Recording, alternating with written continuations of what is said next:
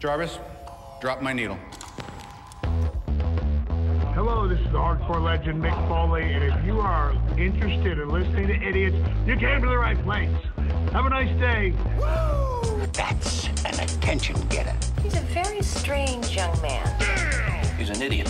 What we're dealing with here is a complete lack of respect for the law. Oh my God, he's an idiot. You know, of course, that you're out of your jurisdiction. Personally, I think you're an idiot. But that's the evidence in the car. But I was going into Toshi Station to pick up some power converters. Always like to keep my audience riveted. Greetings, ladies and gentlemen, friends and fiends, and welcome to Free Range Idiocy, the podcast about everything, but mostly just the stuff we like. Well, it took long enough, but I finally got the man they call Tim to catch up on a series enough so that we could talk about it. Will miracles never cease? So what has Nick Fury been up to the last couple of years while the entire world has been going to hell in a handbasket? Apparently chilling on his space station and concocting a really elaborate plan to dash all of our hopes of a really good streaming series. That's right.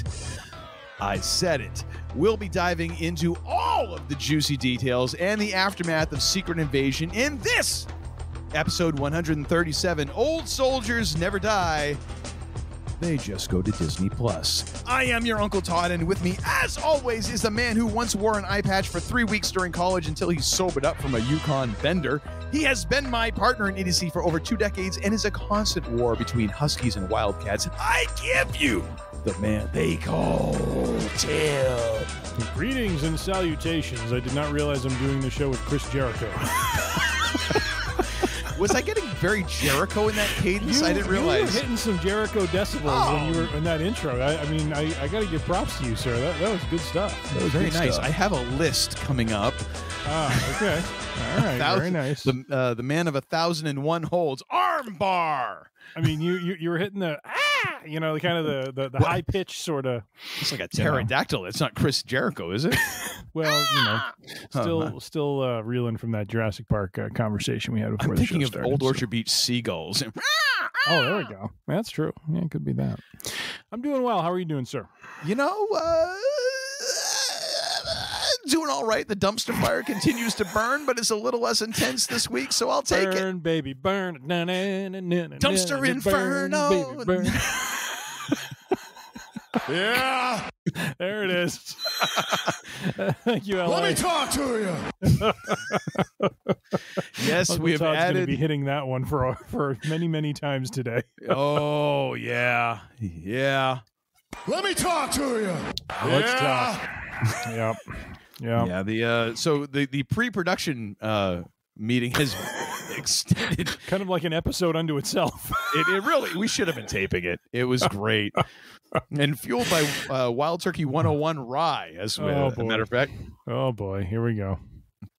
And there's the last of that. Okay, straight on to Seltzer now.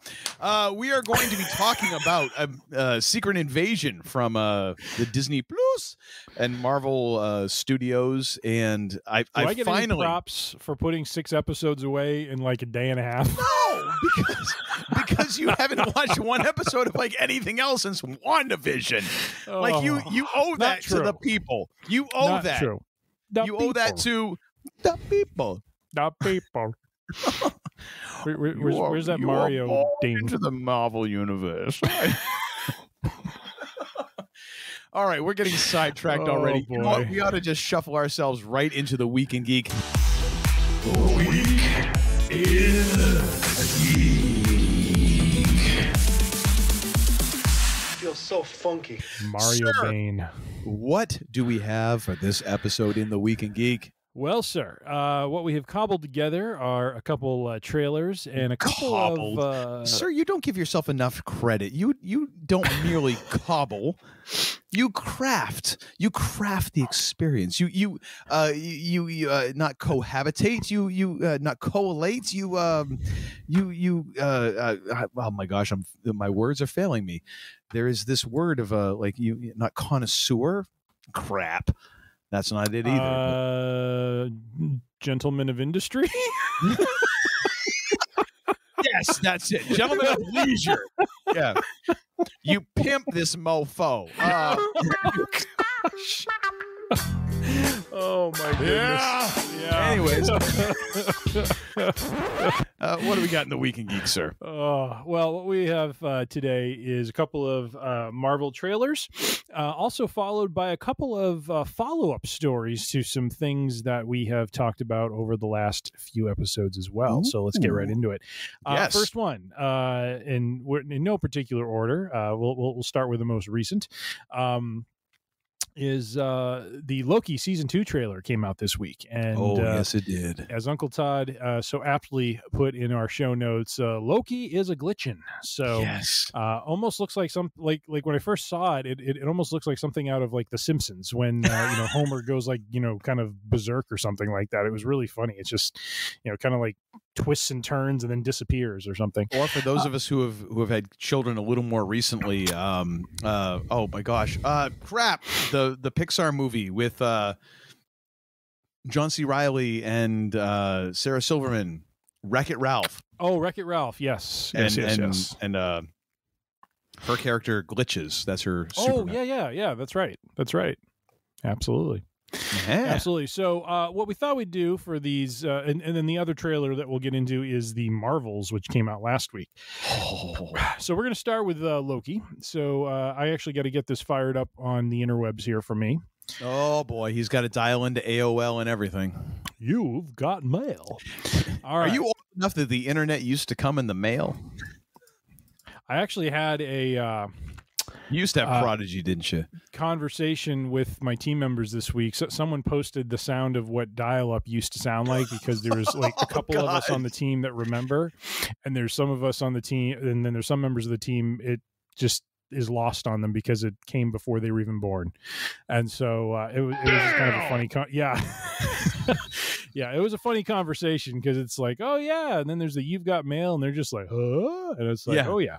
What, you used to have to wait to log in? Like, yes. And then you had to wait for everything else. Like, I missed the conversation that led to all of this in our chat, but I ended up posting it. Once I understood what was going on, I posted a meme of a Model T rolling off the conveyor belt saying, yeah, this is what dial-up was like for me back in the day. It's like, yeah.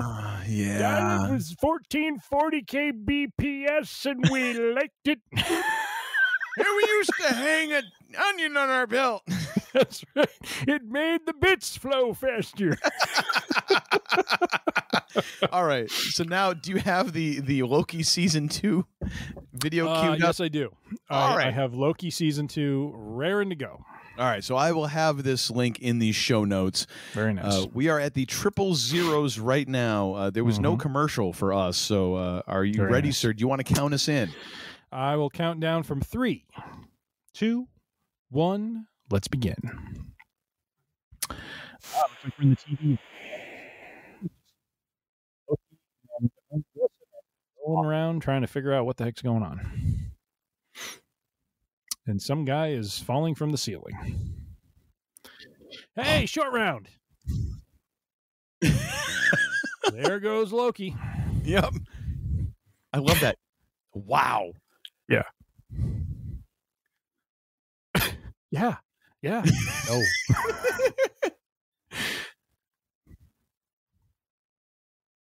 Yeah.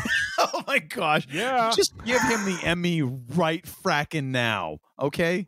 Absolutely. Loki is jumping time, baby. Oh, so good. There's Sylvie. With a mullet. What's that? With a mullet. And then the 3 Jedis there. That's right. Oh, is there any way we can get like a Loki like freaking Tombstone crossover? Oh, that's so. Oh, I want that now. Good pie. Interesting. This looks so good. Hey, McDonald's outfit. They're going all across time, aren't they? You notice how long they're taking to get to Kang in this? Yeah. Yep. I think that's by accident.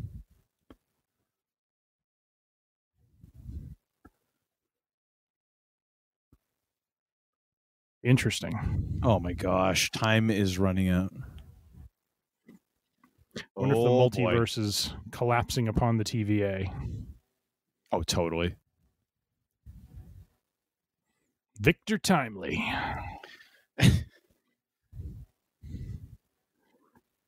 Miss Minutes disturbs me because it's like a cross between like some old timey like TV thing and like a video game character. Well, that and like the paperclip from like Windows like 95, right?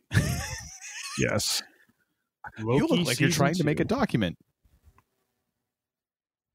Oh, 3 gosh. Lokis. So good. Oh, here comes the rush of images. Oh, my goodness. Damn, dude. Well, what say you, sir? I am ready. And I mean, we'll talk about Secret Invasion and kind of Marvel streaming in general in a moment. But no, Loki is bat spit insane, and I am so here for it. Absolutely. Yeah.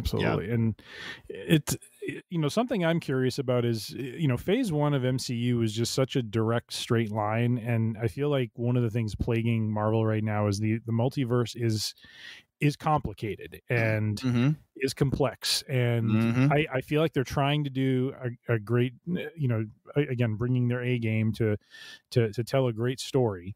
And do so in a clear way, but I do feel like the weight of the complexity of it is there's always that risk it's going to weigh it down. So I'm kind of curious how that's going to play out, as they as we get through season 2 here. No, I totally agree, and I think that's one of the things that is very interesting about the MCU, and I think it's and again I think we'll get into a little bit of this when we talk about Secret Invasion, because I think it lends itself to talking about phase 4 and 5 of the MCU, and I know that because I wrote the outline for that part. But this is an Uncle Todd production. Welcome to Perspectives. But it's 5:04 a.m. It's it's tough to like have that complexity and keep everyone on the same page. Yep. And I think that is one of the things that Marvel is finding out right now. Yeah. Because I was going to say, it goes back to the not Bob Chapek. What's his name? Bob Iger. Iger, thank you.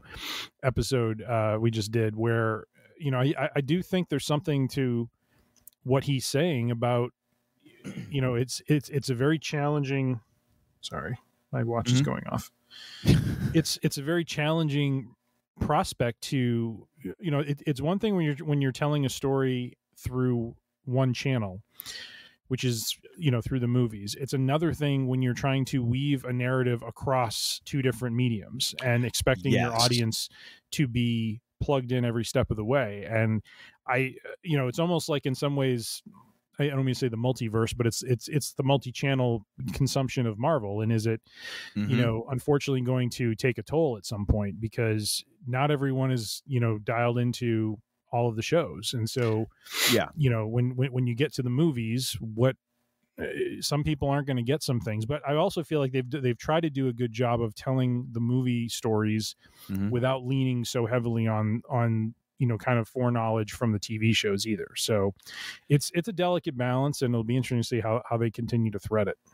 Yeah. And I think it goes back to, and I'll say it contradicts something that I said back about the DCU or DCEU or whatever the crap it's been called this whole time. I'm not excusing DC for all of their missteps, but one of the things I faulted them for immediately was you didn't utilize the TV universe that you already had that was well established and well liked. Like they were getting good ratings with their TV shows, and they decided like, nah, we're not going to use any of those characters. It's totally separate. Well, I willingly thrashed them for that at the time, but now I'm like, oh, there is a difference. There's budgetary and there's production and there's all these other differences, which I feel like we'll get into later on. But yeah, it does make it interesting. However, I think there's ways to overcome that. Yeah. So that's where I'll leave it for now. However, I am very excited for this show. I think they've done a very good. I think season 1 was really good. I'm really excited to see what season 2 is. Even if it's to see like, okay, how much are they going to try and edit Jonathan Majors out of this mofo, and wean us into like, okay, and who's going to be the next Loki? Yeah. You know, like, are we trying to, like, all of a sudden now it's like, oh, by the way, Sam Jackson is the next Loki. Like, oh, well, all right. Sure. Why not? Loki's a Skrull. Yeah. Why not? Yeah. All right. Well, that is a Loki season 2, so we are bullish on that. Looking forward to it. Next one we're gonna preview right now is gonna be The Marvels, which I believe came out last week, if not a week and a half ago. Little Beastie Boys action in this one, which I enjoyed. So I'm good. Great, and actually, great choice. Did you know that Hello Nasty is 25 years old this year? We're old, sir. Such a good album, too. Such a good album. Very good. Very good. Anyways. Back when music was music. Okay. Anyways. All right. Are you ready, sir, for the watch party on this one? Death stalks you at every turn. All right. Yes, I am. Count us in, sir. All right. 3, 2, 1. Press play. Ships are a-flying. Yeah, there's Fury. My favorite one-eyed man of intrigue. I like that. There's Goose, the Flurkin. I forgot about all that. It's been so long. I gotta rewatch Captain Marvel again because I just forget so much from that. Yep. Captain Marvel. No idea who this is. Now we have a wronged villain who is coming for her. There's Miss Marvel. There's Rochambeau. Yeah. I've been waiting for her to show back up. So I have not seen Miss Marvel, so I'm missing some key factoid here, which is apparently they use their powers and they transport. Is that what's happening here? Well, that didn't happen until the very end of Miss Marvel. Okay. Rochambeau. Oh, Kamala is so delightful. She's adorable.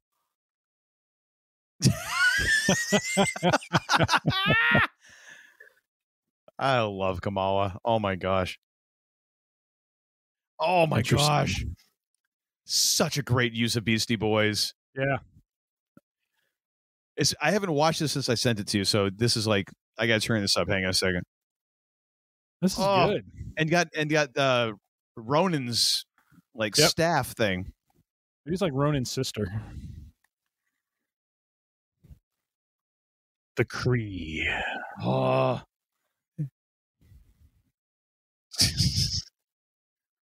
Like seriously, combining like movie score type music with the Beastie Boys has been pretty interesting. I like it. Money in the bank. I like it.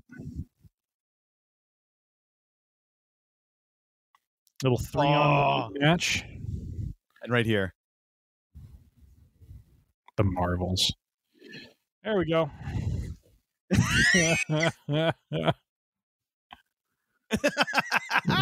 That is funny. Oh my gosh. So yes. Good. So good. Yes. 1,000 times. Yes. More of that, please. Yes. Oh. I think you need to hit the button, if you know what I mean. Yeah. There it is. My gosh. And then the end to use that like the outro of the do it of the oh come on. Mwah. Chef's kiss. Chef's kiss. That is such a fantastic way to bring in the and not to mention Guardians 3, right? We had no sleep till Brooklyn during the big fight scene, which was well done. So it's nice to hear some Beastie Boys in these Marvel movies. I gotta tell you. We've talked about like maybe doing a Beastie Boys episode. I think we might have to do that sooner rather than later. Maybe we gotta do the Beastie Boys against the Beastie Boys. Let's talk about a couple albums because man, they've produced some amazing music over the years. I don't even know that. I think we just need to concentrate on kind of like the cultural impact of the Beastie Boys because it is so far reaching beyond any one album. You know. Yeah. Oh my gosh, so good and in a way kind of lends itself to the fact that phase 4 and 5 have been so up and down. Yeah. You know, and oh my gosh, I'm so ready for this one. So ready. I don't know how I feel about the whole like they use their powers and they like transport and stuff like that, but it seems like from one frame of that trailer, by the end they seem to be able to use their stuff and not screw around. So, well, you just need feels weird. Some sort of thing to tie them all together, it's and a gimmick. Well, yeah, and it kind of makes sense because in a way, if I'm remembering correctly, I mean, you kind of have like the similarity of powers between them and kind of the mixing and matching that's happened to be in bringing these three characters to the Marvel Cinematic Universe. It kind of makes sense, you know what I mean? Yeah. To be like, all right, and now we're gonna throw them all into one movie, like, right on, sure. The Why one not? thing that bothers me, though, is that Captain Marvel was just such a strong, just I don't mean strong character. It was a character with depth, but I mean, when we saw Avengers Endgame, she was kind of like the trump card. She comes in out of nowhere and was almost like the great equalizer, the ringer, if you will, for them. Well, but if you remember right, when we talked about this, one of the things in Endgame that was like the Marvel superhero that caused Thanos the most worry was Scarlet Witch. Because we all thought like, Captain Marvel, and then Scarlet Witch was the one that was like, oh boy, that was the one who was like, rain hell, and like even like took out his own people. When he says rain fire and they start shooting down. Fire, something like that. Yeah. When Marvel is there and when she has the gauntlet and he's trying to, like force power onto her and she like doesn't budge and she starts to basically bend his fingers back, he starts to look a little worried. So I mean, true. I agree with you. It was like Scarlet Witch and Captain Marvel. Totally. Both of them gave him a run for the money and caused him some concern.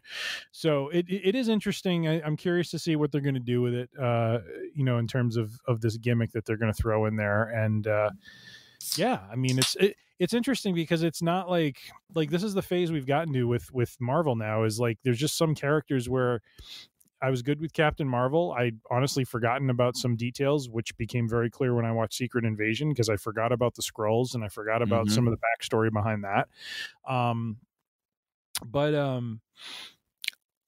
But she's an interesting I almost feel like in some ways they had to do this. It's kind of like the Incredible Hulk. It's like, was Captain Marvel 2 going to be able to stand on its own now that you kind of moved away from the origin story? And it seems like maybe not. So they kind of went with, this as a different storytelling device, which I think, can still be very interesting and move things forward for all the characters.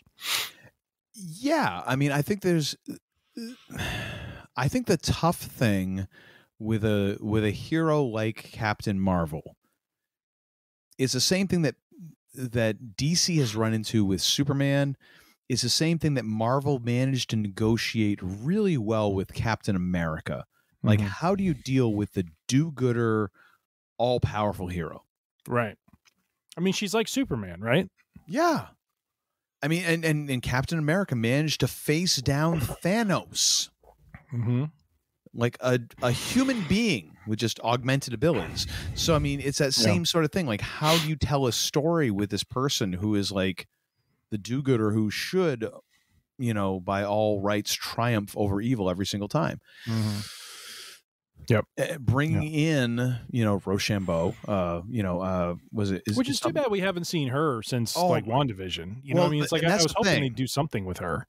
Well, but I understand why they haven't. Because I think her powers ties so directly into Captain Marvel because of her mother and because of everything else. I can understand that one, and it is part and parcel of how the MCU is working right now, where you have to get comfortable in somewhat of a way like we did with Battlestar Galactica, where you have to get comfortable with strings hanging and hanging for quite a long time. Yeah. Before they decide to pull on them or maybe tie them off, or maybe they don't do anything with them at all. Yep. It's a big ass world we're dealing with now. And with many multiverses. Yeah. And that was one of the things that I kept coming back to, is like, when are we going to hear from, Rambeau version 2.0? And finally we do. And as someone who enjoyed Miss Marvel a ton, because I was just like, I thought it was interesting to deal with a hero from a totally different culture.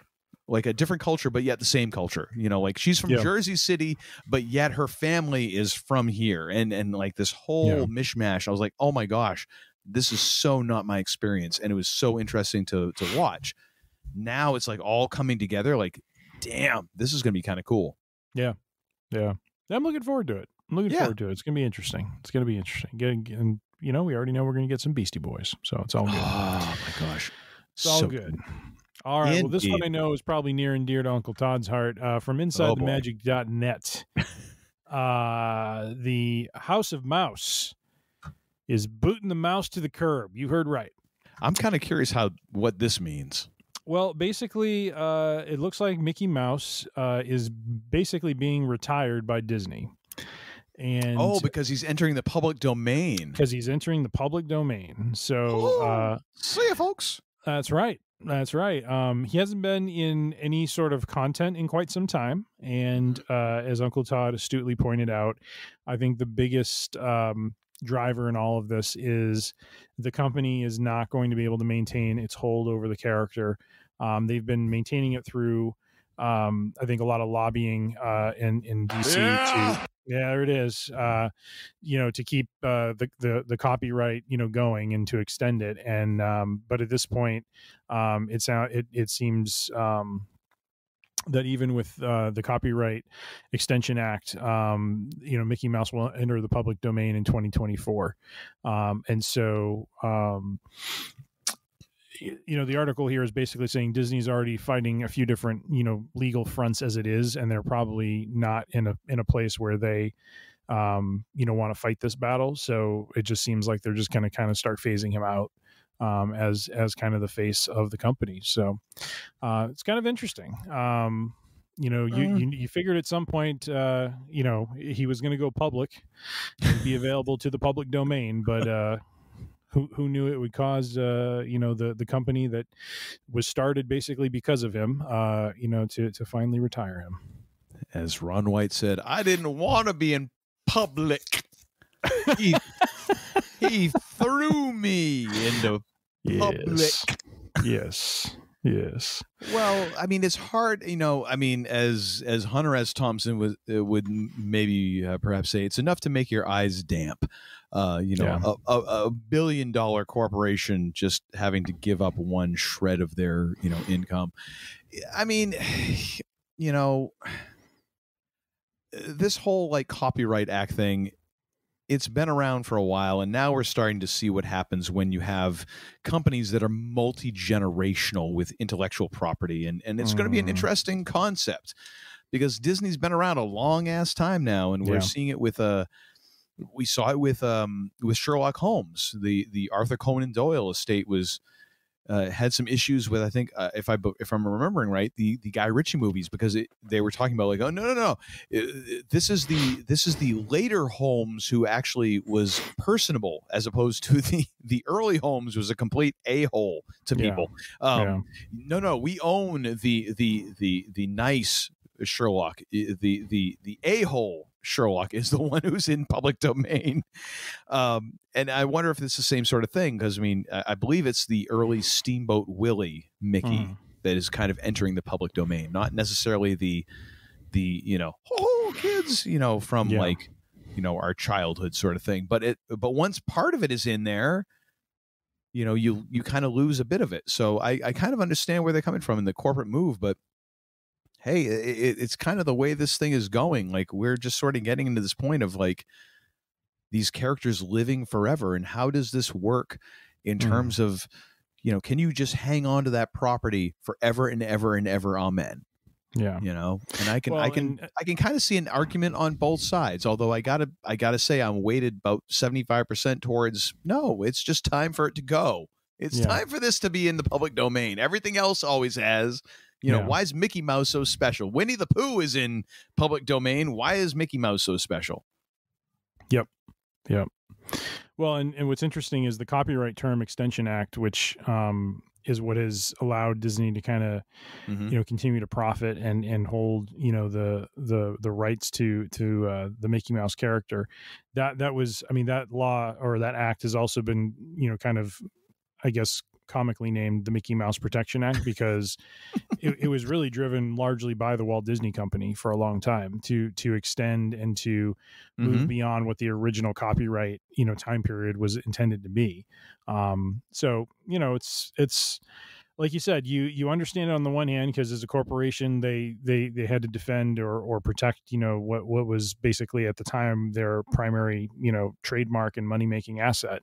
But now that Disney has grown beyond, just the original characters and the parks, and have, Marvel and Star Wars and all sorts of stuff, is it as important anymore? And quite honestly, I don't think a lot of the money they're making, certainly they're making, money from their parks, but I mean, they're not making movies and they're not making television shows anymore really around the Mickey Mouse characters anymore. So not really, no. So but it kind of makes sense that it's kind of to the point of, is it really worth fighting for more time to hold on to this when it's really not probably generating revenue for them? Just that's it. That's it, Stevie. And I get it. Like, you don't, but it is that thing of you're going to fight for all of that, and you're going to try and get every little piece that you can. And in all likelihood, because as we know from all of the stuff that has gone on in Florida with the current governor, Disney's got really fracking good lawyers. They've got way better lawyers than the state of Florida does. Oh yeah. I mean, good God. Oh, those guys are just sitting in a room champing at the bit. Like, is it my turn? Is it my turn? Is it my turn? Yeah. They knew it was a bit of a losing battle. Yeah. So there's already, and they had a heads up. So they've known this for a while, and it's not like they're going to not continue to make money off of Mickey Mouse. It's just they're not going to make quite as much money off of Mickey Mouse. Right. So it's really hard to, let your heart weep for these folks. Disney's still going to be okay, folks. While my guitar gently weeps. Yeah.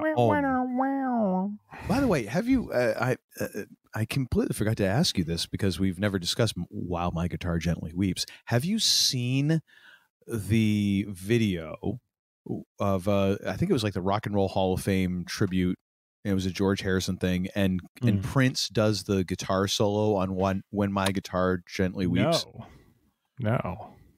I will, you know what? I'll include that in the show notes. Okay. It is one of those things that makes you just go, dear God, some of us just have a little bit extra than the rest of us, because Prince is classically one of those people who is underrated as a guitarist because he's just so good at every fracking thing. Yeah.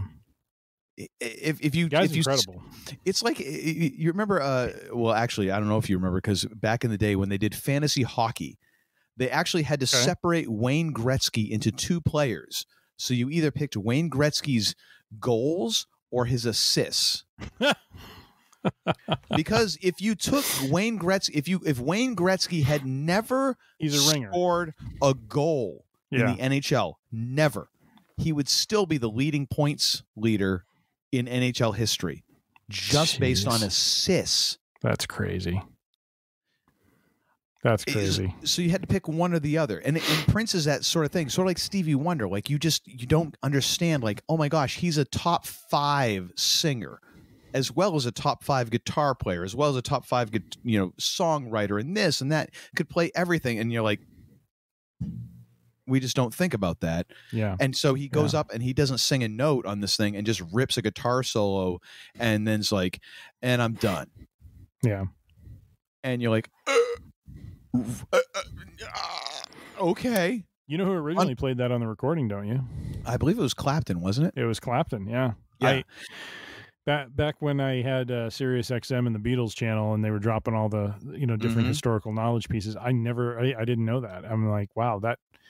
But then when I listened to how it's played, it's like, yeah, that feels like a very Clapton kind of thing. It just like the way it sounds and everything. But that's the thing, like his style. If you're that good, you have a sound, you have a style, and it becomes instantly recognizable. Like, you listen to a song, and then you're like, oh, that's Carlos Santana. Oh, that's Eddie Van Halen. Oh, that's Stevie Ray Vaughan.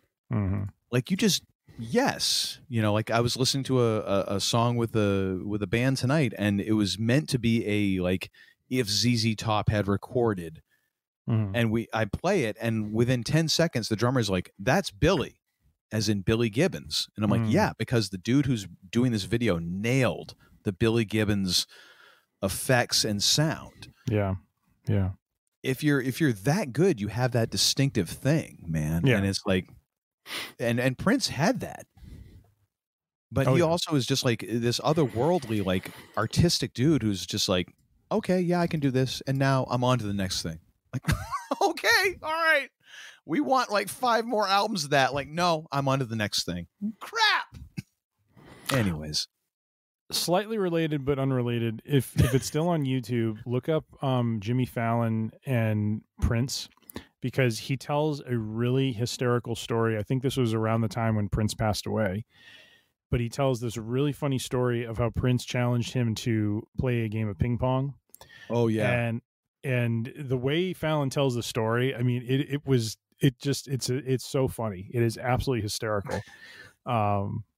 So post that in the show notes, please, if you would, sir. Somehow we went from Mickey Mouse to Prince to Clapton, but it all makes sense. It all makes sense. It's how we run the range here of idiocy that is free. Yes. All right. Well, good riddance to the House of Mouse, and as they kick Mickey to the curb and send him into the retirement home. Sheesh. Harsh. Finally, round 3 of Will Picard Return from Looper.com. Star Trek Picard Season 4. I'm starting to think Patrick Stewart is, maybe he's riding high a little bit from Season 3, so he's really wanting to kind of keep this ball rolling. So in this article, it talks about, a couple episodes ago, we talked about how Picard or Patrick Stewart was shopping around to Paramount execs doing a movie. And was summarily turned away. Well, now, since apparently the movie's not going to happen, we're settling for maybe a 4th season potentially. And this article just goes into how once again, great season 3, and how the season 3 finale set it up for more stories to be told.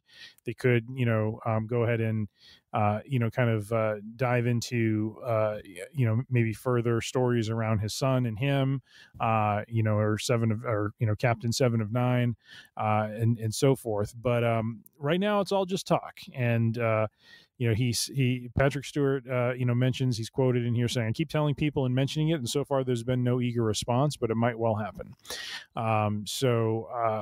I don't know if it's because everyone else can kind of see that maybe once season 3 finished, they need to just let that lie and put a bow on it and call it done. But I think Patrick Stewart's feeling the itch to get back to it. Maybe, I don't know. Okay. I think we've adjudicated this one enough, though. Like, I think our points are well stated on this, so I don't know that we have to go back and do it again. But all right, Patrick, I don't know. Patrick, thoughts? Patrick, let me just speak to you. No, not you, Patrick. Patrick, no. I wasn't talking. I was talking to Patrick Stewart. Did you guys patch up after that refrigerator debacle with the dog poo and everything? That's ongoing discussions. Patrick, I was talking to Patrick. No, Patrick Stewart isn't here. No, he's not. No, I don't care if you look in the other room. He's not here. I was metaphorically speaking to Patrick Stewart. No, not metachlorians. That's metachlorians. Metaphorically. Oh my gosh. It's spelled M. I don't have time for this. Patrick, what? By the way, are you cooking fish again in the microwave? Good God. Eel? The hell are you cooking eel? Oh my. Okay. First of all, I want you to go down this. First of all, I want you to stop the microwave. Take that eel out of the microwave. Then I want you to go outside. I want you to hurl that eel as far away from this freaking building as you can. Then I want you to go down the street to the Walgreens and I want you to buy some freaking Lysol. And then I want you to spray it everywhere. Everywhere. And while you're there, give me another bottle of Wild Turkey 101, okay? There you go. All right. No, you don't get the card. That's on you. I use one of your gift cards. You'll figure it out. Anyways, so Patrick. No, not you. Go. Okay, Patrick. It's like our Booby. version of Who's on First. It's kind of strange. I'm telling you, dude. It's a wonder I just don't have a bottle of Wild Turkey 101 with a straw. So Patrick, Booby, it's over. It's over. It's okay. You rounded up, you tied it up with a bow. Everyone's happy. Just let things go on without you. It's okay. We don't need. You can pop in every now and again, but let other folks take this over. I just Googled this. You're 83 fracking years old. Take it easy. Take a cue from Picard. Go start a vineyard or something. Go play with grapes. Good God. Like, you can't be an action star. Like, it's all right. Let it go. Let it go. Once again, we've saved humanity as we know it. Oh, my gosh. The article does mention that there is a sense that he's, wanting to continue those season 3 nostalgia vibes, but as we have adjudicated on this show on more than one occasion, I think what made season 3 was because they hit certain things that they are not going to be able to hit on again, and you got to just move on. You really do. You quit while you're ahead. Yes, is the best way to put it. Yes, quit while you're ahead. Make him humble. That's right. Thank you, Sheiky. You tell him. He was a punk. Oh my gosh. He's talking about Will Wheaton there. I was going to say, I don't know if I call Patrick Stewart a punk at this point, but all right. Well, anyways, we are a thumbs down on this one. No season 4 of Picard, please. Let's just let this bad boy stop at 3 seasons and let that 3rd season be remembered for the fine bit of storytelling that it was. Mm-hmm. Finally, before we get to the always sought after and looked forward to Sheik tweet of the week, I just want to touch. Humble. That's right. We just want to touch base on a little extravaganza that happened last weekend for myself. Ah, yes. That's right. A little self-promotion. Celebrating 48 years on this planet. Absolutely. And had a little bit of a birthday soiree over the weekend, which was wonderful. I believe Diddy flew in from New York, didn't he? I believe so. So, yes. You believe so? I had so many deviled eggs, I didn't know who was there. There was a lot going on. The bourbon was flowing. The deviled eggs were everywhere. I mean, it was just, it was a blur. It was a blur. But yeah, no, I had a great weekend. Started off, I think you'd appreciate this. Started off with a workout with my trainer. Had a fine workout to get the blood pumping. Baby. Came home, had a nice big breakfast with my wife and younger son, and then I decided it was a beautiful, cool day here in Chicagoland, and said, hey, you know what? That's right. Let's go to the driving range and let's hit some golf balls for a little bit. Yeah, that's right. As we did. So got on the range, hit some golf balls for about an hour and a half. Came home. And, you know what? I was a little tired, so just laid down and took a birthday nap. So I love how this sounds like someone's weekend at the retirement home. Like, my God. So then I took a nap, and then I had a poop, and it was a good poop, and then I had another nap. Like, it's either my cat or it's someone at a retirement home. Like, what the hell is going on here? Where is this story going? It's my birthday weekend. Let me finish. Your birthday weekend? It's like a weekend at Bernie's is what it is. So actually went over to a friend's house Saturday night to celebrate their birthday. Which was wonderful. Had a wonderful time celebrating their birthday. That's right. And then Sunday was the big birthday feast. Went to Harry Carey's, had myself a nice New York strip. Let me talk to you. That's right. Some Brussels sprouts, I think I had some shrimp cocktail as well. It was phenomenal. I love how you working. Like I had 18 pounds of meat and like 3 ounces of Brussels sprouts. It totally works out. And then did I mention I'm having an angiogram Friday? So. Oh my gosh! I never would have thought. Shocking. Shocking, I say. I'm sure we'll come back with a false positive. I don't think there's anything It's going to be the there. first 18 stent procedure they've had this year. Of course, it's Chicago, so it's, And then, how many heart attacks is that for you? That's a baker's dozen. That's a baker's dozen. And then as far as, the celebratory gifts, finally, I've gotten into the X-Wing tabletop strategy board game where it's so good that you're married because my God, you're not making yourself more eligible right now. Well, I'm going to wear that sci-fi freak flag out and be proud. So, yeah. So, family got me the much eluding me Millennium Falcon, the original, not the Lando version. I didn't want the Lando version. Gosh. What? I just had the much eluded. I went to game stores and I couldn't find it.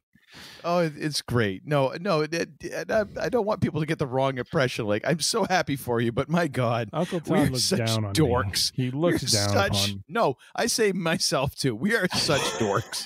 It's amazing that anyone entrusts us with anything. We're living our best lives, my friend. Damn! That's right. Thank you, Ron. So yeah, I got myself. Actually, it's right over here. Let me grab it. Oh my gosh, he's going to show it to me, ladies and gentlemen. Yeah, there it is. Millennium Falcon in all its glory. Look, it's got the burn marks on the back, like it's been through a few. That is gorgeous. It is amazing. It is to scale and look forward. You're like Agent Coulson in frickin' Avengers. Like, there's a little foxing around the edges, but they're vintage. Jeez. Oh, and then so that was my birthday celebration. Oh, and then top it off with some Boston cream pie for my birthday cake, which I have to say is the most amazing dessert in the world. So, did I mention I'm an angiogram on Friday? I was gonna say. Shocking. Shocking, I say. Never saw that coming. I've only been saying it for I don't know how many. Oh, by the way, this is our 5th season, not our 4th season, even though I said it was the kickoff to our 4th season. We're like 4 episodes into our 5th season. I didn't know what the hell was going on. Anyways, Tim's got a heart blockage. I've got a brain blockage. We don't know what the hell is going on. And what in the honey buttered frack is going on right now? Who knows? Who knows? Yeah. Well, if it's got to do with numbers, Uncle Todd's on his A game. So, yeah. Anyways, let me talk to you. Oh my gosh, that was hysterical. Oh, all right. If I can pull myself together. So, anyways, aren't we missing part of the birthday celebration? Oh, well, actually, this wasn't part of the celebration. But this week, achieved a milestone in my scooter commute to and from work downtown Chicago. Basically, I have put 108. Uncle Todd's dancing to this music. Good God. Oh, my goodness. He's trying to keep me laughing in this fit that I'm in. What milestone did you reach there? Good God. But, I took the scooter. 108 miles I have traveled. Yeah, thank you for that. 108 miles. So, looking forward to the next 100 on the electric scooter. No accidents, no issues yet. Of course, I'm taking it tomorrow, and that'll be the first one. So, good Lord. Oh, my gosh. That was hysterical. Oh, like I'm wiping tears from my eyes. I was laughing so hard. Holy moly. Well, and you deserve to be. You had to bring up the 5th season, 4th season debacle. Well, it's right out there. It might as well. It might as well be. Ladies out and in the gentlemen, open now. we had a planning meeting last Wednesday. We had technical difficulties, could not record. So we're doing a bit of a planning meeting of what we want to do. And I'm going through our spreadsheet of, different seasons. And I'm like, wait a minute. I said, last year was the 4th season. Why does this say the 4th season? He's like, oh, I guess this is the 5th season. And it's not even like it's that complicated. Like each sheet is a season. If I had referenced that, I would have known that we were on our 5th season. Did I? Oh God, that was funny. That's fine. No, but dude, I did not. 5 years we've been doing this. 5 years. I know. And you know what? No one's more amazed than our wives. We're just like, why the hell are we married to these chuckleheads? Why the hell? Like, there's so many better options out there. Yeah, they're dorks. Well, no, I mean, we are not our wives. I'm saying we're dorks. No, yeah, totally. Gosh, that was my God. That was funny. All right, sir. That's it for my personal updates. So, Scooter Milestone, birthday extravaganza. What do you have for the Sheiky tweet of the week? This Sheik tweet of the week, of course, once again honoring that incredible. He was a punk. No, he was not.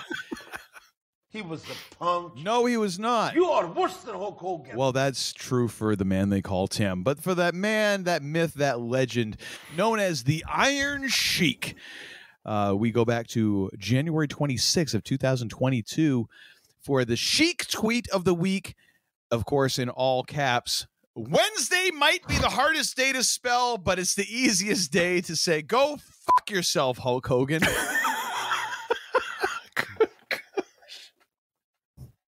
Oh my gosh.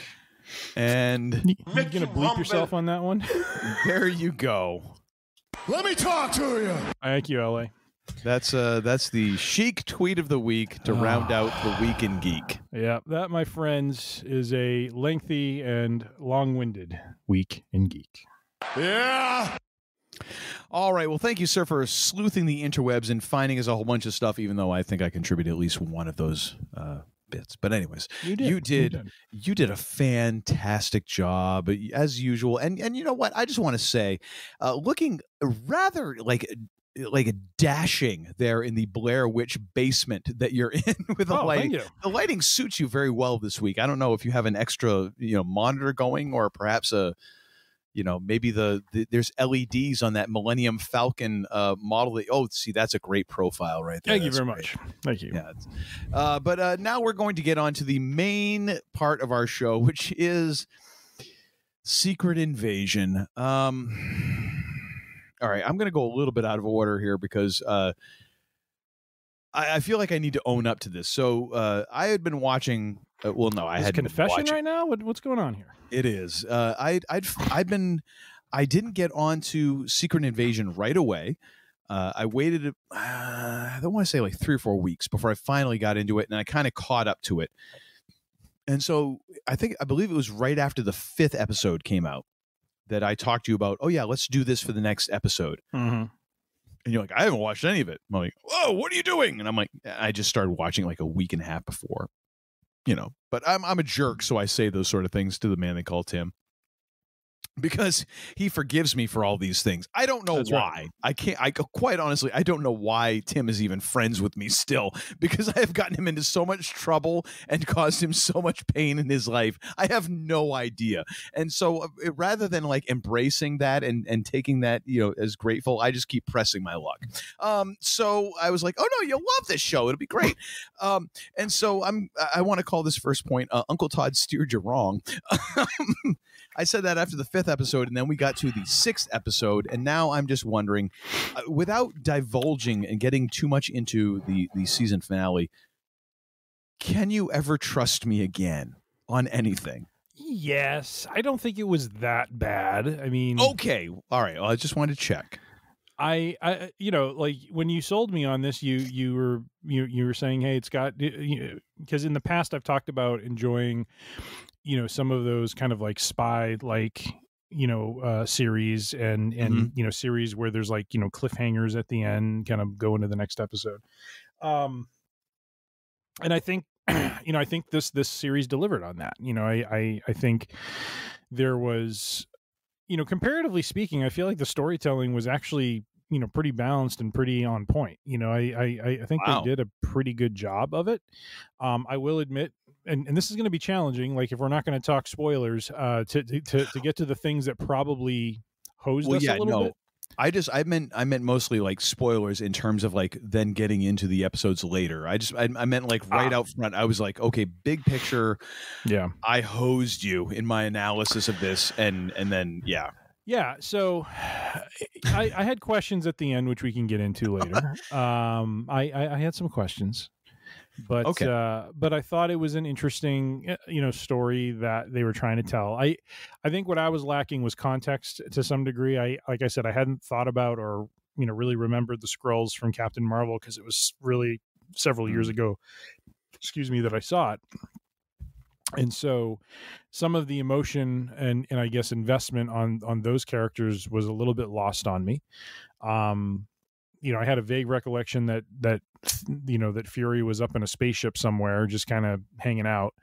But I as we talked about with Hawkeye, as we've talked about with other shows. I'm trying to think. We've seen Hawkeye, we've seen WandaVision, Captain America and the Winter Soldier. Yep. Kind of exploring what these characters went through, with both, either having to live through the blip or being part of the blip and coming back. That there was a toll and there was a cost to it. And so I enjoyed that. And so, I thought that part of it was well done, but yeah, there was definitely elements of it that are somewhat in question. Yes. But I still trust you, sir. I do not think this damages your reputation, your ability to recommend artistic pieces to take in. Okay. If you will. Good. Because that was one of the first things I thought of after watching episode 6 is like, dear God, I can never be trusted again with anything. Never. But all right. So I guess we're kind of heading into like big picture sort of thoughts. And I feel like you kind of already started to express those. Mm-hmm. Can we get into bigger thoughts without getting into plot holes? Because that's kind of like the first big thing. But I mean, overall thoughts. Yeah, I guess I started in on it a little bit. Yeah, liked it focusing in on Fury. Liked it, exploring, what he was struggling. And I mean, quite honestly, Fury is, as much as he's been around the MCU, he's probably one of the most least understood characters because he just kind of pops in and out. I mean, he's not. Yeah. He's never really had a long term presence like he did on this series. He just appears, tells the Avengers to go do something or feeds them some info, and then off he goes. And so he's always been this as Carol Danvers put it, this one-eyed man of intrigue. And so so I thought it was nice that there was a series dedicated to him, that gave him some depth, that allowed you to learn something about him, and gave him depth in the sense of what he was kind of struggling with. I do think some of the themes that were explored, some of the consequences of some of his choices, I don't know that they necessarily played out, or I feel like some of those things are still like up in the air, but they seem to end the show. I don't know if I don't know if this series will have another season or not, but it seemed like it had kind of a tidy ending to it, but still kind of felt like open-ended to me. Like, there were some things that weren't really resolved. Around those consequences that I'm alluding to. And so I'm kind of curious if that's going to get addressed in a future movie or if there'll be another season. But yeah, it was kind of strange. Yeah, honestly, it's very telling that Fury is the animal that Fury is closest to in the MCU is a cat-like species, because Fury is very cat-like. Mm-hmm. I believe it was Bill Simmons who once said, like, dogs are in your life all the time. They're there because, they rely on you so much, and they're there constantly, in your face. Cats are, I think he was talking about it in terms of baseball players. Like, everyday players are like dogs. Mm-hmm. They're there all the time. You see them all the time, and this and that and the other, and you get very familiar with them, and they're right there in your face. pictures are like cats, where they kind of wander into your sphere of influence every few days, and then they go away. Yeah. And then they're just gone. You don't see them for like 4, 5, 6, 7 days, and then all of a sudden they're back, and then they're the center of the tension. And as someone who's, I won't say owned cats, because that's not the way it works. I've lived with cats. Yeah. I've cohabitated with cats. I've been part of a cat's staff, if you will. And Fury is very cat-like. Like, he just sort of wanders in and out, drops a little knowledge on you, and then he pimps off to like whatever the next thing is. Yeah, yeah. And so yeah, I was kind of happy that we were going to get a Fury-centric series. I'm a little bummed after 6 episodes that this is the Fury-centric series that we got. Yeah. I would have liked to have seen more. I would have liked to have seen more. I would have liked to have seen Sam Jackson leveraged a bit better, especially in what felt like not necessarily the swan song, but the pre-swan song of Nick Fury. I kind of feel like they're getting to a point where like he is the next one to kind of wander off into the sunset, and I would have rather have seen something a little different. Yep. Yeah. So overall, big picture, that's kind of where I'm at. Yeah. Yeah. No, I see it. I agree. So one of the articles that I sent to the man they call Tim, courtesy of ScreenRant.com, the 12 worst plot holes and mistakes in Secret Invasion. And oh dear sweet Moses, do they just decide to rip them a new one in this one. Mm-hmm. And with some that I quite honestly, quite clever. So I've got that in the show notes so you can follow along. There's a few here that I think are quite pertinent, and I'm curious what the man they call Tim has to say about these. But number 12, the first one, kind of jumps out. Replaced humans would have been exposed to radiation in New Skrullos, which they kind of mention like, oh, there's 1 million humans and all that. But I feel like, and I'll let Tim tell me whether or not he feels the same way. I think the number of captured humans feels off. Since some of the Skrulls didn't assume human form. But the point remains that all of them non-aliens would have been glowing in the dark and dead sitting in New Skrullos that long. Like, if Nick Fury was like withering that badly after, let's say, a half hour, an hour within that radiation zone, all those other folks who had been there for what you would assume is years, would have been just done. They would have been human highlighters at that point. We'll get into a little bit of the scale of the episode later, but yeah, that's an excellent point, that these humans would have been crispy critters. Like, so all of a sudden these, like, the Borg, like, lightning bolts into the forehead, all of a sudden now that protects them from radiation as well.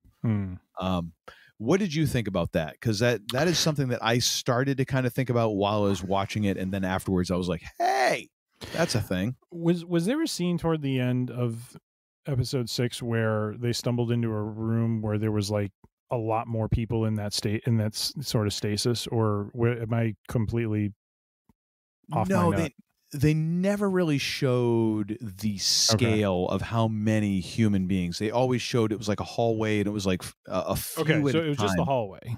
Yeah. Okay. For some reason, I thought like that British woman and her and Gia go into a room, and there's like just like all of these like people in like the stasis or something, like she was like shocked to see it or something like that. So I mean, maybe, but I don't remember that. I'll have to go back and which kind of goes into a question I have for you. Did you have any moments in this in this series that stood out to you? Like, is there any like visual or like, is there any quote or any sort of moment that you're like, oh wow, that? Because I'll be right up front. I've got nothing. Like, this kind of washed over me, and it's a bit like Eternals. Like, it happened, but I don't think I'm ever going to go back and to forth with Rhodey. Okay, wait a minute. Shame on you, sir. because the best scene of the series involved Pappy Van Winkle. Well, I mean that, yeah, but I mean that's you have to you have to tip the hat at that. You know, they worked the fine bottle of bourbon into the fine series, bottle of bourbon that neither one of us is ever going to come within sniffing distance of. Like that's great. I know. I just like that it was mentioned, but it even felt like even that, because as they started that scene and we were watching that, and I'm watching that, so me and my daughter are watching it on the couch. And my wife is kind of watching. She's not watching. She's pretending not to watch. She's like Instagramming while somewhat watching. Mm-hmm. And I paused it. And before he even mentioned what it was, because I saw a hint of the label, and I'm like, that's a bottle of Pappy 23, just for the record. Yeah. Press play again. And then he went into it's Pappy 23. I'm like, I told you so. And she was like, that's great. You're a drunk. Next. I'm like, well, but I'm a drunk with taste. That's right. That's right. But even that, like the back and forth, I had high hopes because there was, I mean, good God, you've got fracking Sam Jackson and Don Cheadle.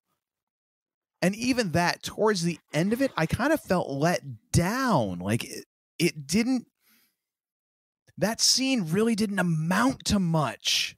You know what I mean? Like, that's the thing. Like, I kind of came to that point of like, it's there, but is it memorable? I don't think so. Well, I think what stuck out in my mind with the Rhodey Fury stuff was just, it felt like in those moments, he was channeling Jules from Pulp Fiction a little bit. You know, like the way he was talking to Rhodey, it felt very, you know, but it was not a very with the crassness. Discount version of Jules. That's the thing. Like it was. Sure. I mean, yeah, it's not going to be a total representation, but it felt like he was all of a sudden Fury kind of downshifted into this more edgier tone with Rhodey, probably because there's supposed to be familiarity there. There's supposed to be history there, and that kind of thing. And so, I don't know. I mean, is it memorable in the sense of like how certain scenes in Iron Man or Avengers Endgame stand out in my mind? No.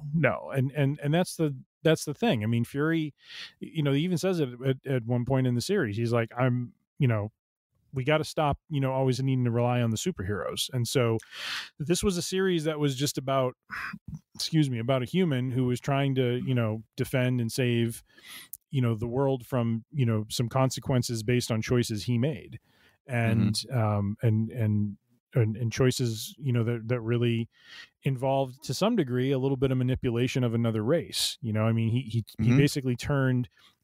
In some ways, we got an answer to the question of how was Fury always like 3 steps ahead. Well, he had an entire network of aliens who were, you know, masked as humans, right? Yes, that was excellent. All of his bidding. That was excellent. Yes. Yeah. And so now, is that a memorable scene? No, but the concept is interesting because it now, which you know, honestly, shame on them, because you have fracking Sam Jackson and Ben Mendelsohn there, and you didn't manage to make that land harder. Yeah, that is a huge moment, because that's like, oh, and this is how Nick Fury is Nick Fury. Yeah, like not just, you know, Nick Fury, SHIELD operative down at lower echelons, but no, capital N, capital F, Nick Fury. And you didn't make that hit harder? I mean, I don't want to be one of those people who like comes back and is trying to Monday morning quarterback all this stuff, but it's like, damn, that's a missed opportunity. Yeah. I get it, but that's where I'm kind of in the middle with this, because I think there are some things that brought some depth and some understanding to past events that we've seen through the movies, and that brought depth to his character. And then, there's things like that just don't really make sense. I mean, you know, I could see an argument. Well, they were in, you know, kind of an underground part of the plant. Well, they're still in the middle of where there's supposed to be radiation. So, I mean, to the point of this article, it's a hole, right? There should have been some reaction, some negativity to the human body that came from that, and there wasn't. So I get it. So let's go through the next couple here, because I think they actually make a couple good points here. And I like number 11. Yeah, the Skrulls could have moved to Thanos' garden planet, which I'm Why like, not? oh, damn. Whoever's writing this earned their money with this one, because I'd completely lost the plot on that one. But that makes a lot of sense, because Thanos ain't using it. And then 10, Gravik and the Rebellion keeps leaving dead Skrulls everywhere. Fury was gone in the blip, so he wouldn't be able to tell him about it. But Captain Marvel was there. The rest of the Avengers were there. Like, there's got to be some sort of like after action report. Like, by the way, Thor cut his head off. You know, I mean, and where did that happen? And there was a lot of nice greenery. Yeah, you know, that happened on a planet. Oh, what planet was that? This totally uninhabited planet, except for Thanos, who we killed. Gravik and the Rebellion keep leaving dead Skrulls everywhere, which, yeah, that's an interesting plot point. That especially when Skrulls revert after they die back to their Skrull form, like, oh, this doesn't look like that person. All right, let's skip number 9 because that's going to tie in later.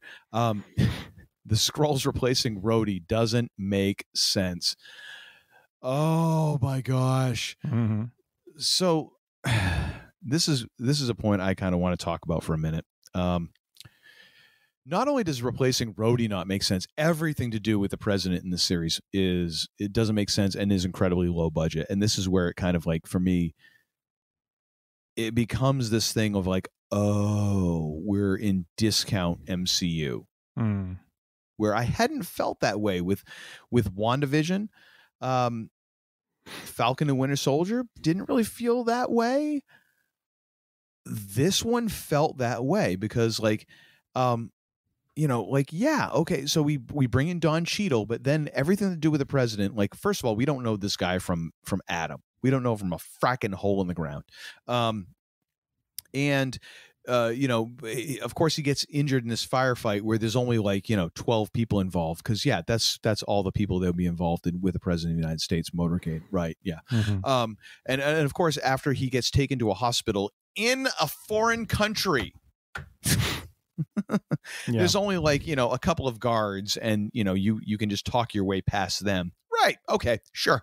And then it only takes one dude with a silencer to take out, like, the less than a dozen Secret Service agents assigned to guard this president we've never even heard of, and who has been, you know, and who has as much depth as one-ply toilet paper.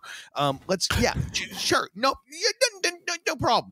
Within that context, within the fact of, like, who this president is, actually replacing Rhodey makes perfect sense, you know, but everything else is so discount with this. It's like, it just points out how ridiculous trying to tell this story is, because you don't know who the president. There's no stakes, because who can, like, oh, well, it's the president.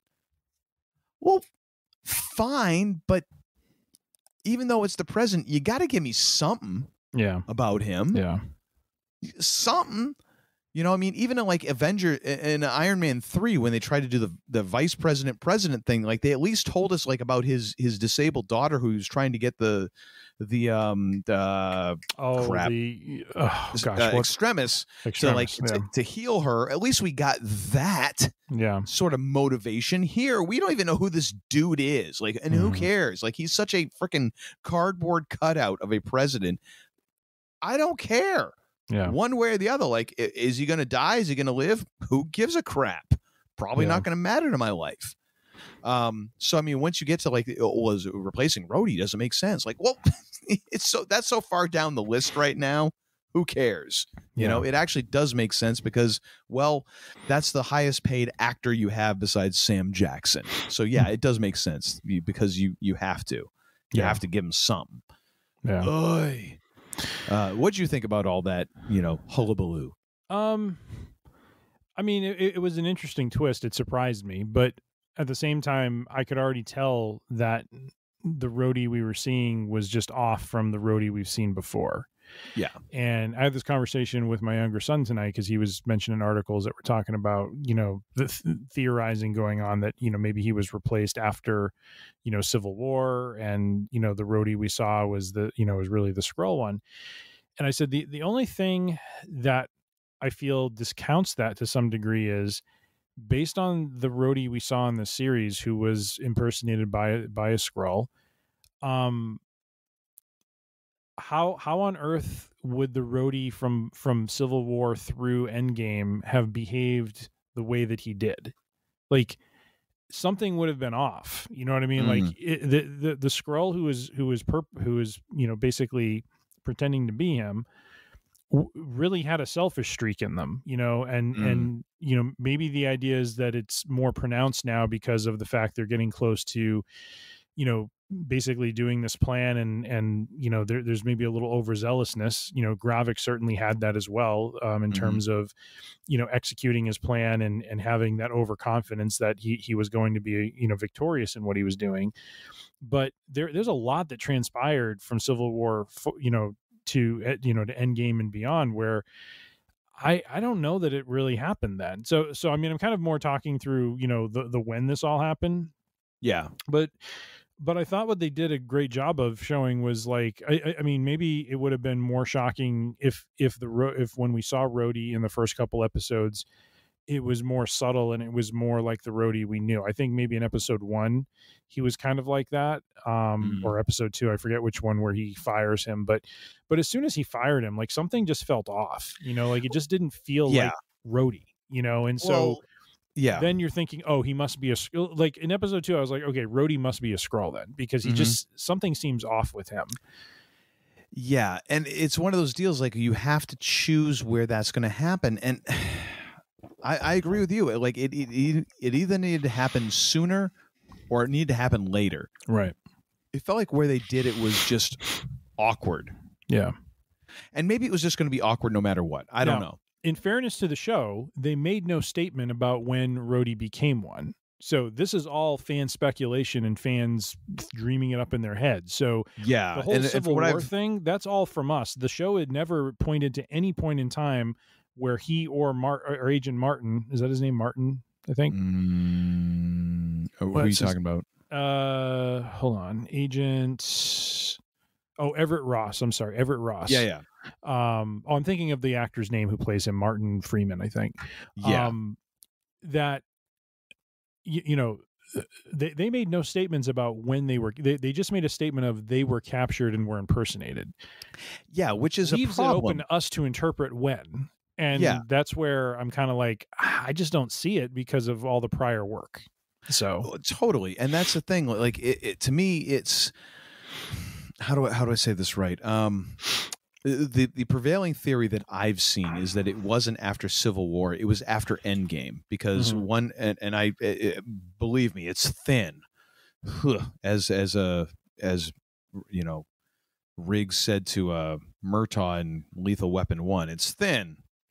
The idea that it's after Endgame, because Rhodey has the braces on in Endgame, and then in Falcon and Winter Soldier does not show any signs of using braces and things like that. So it's somewhere in between there.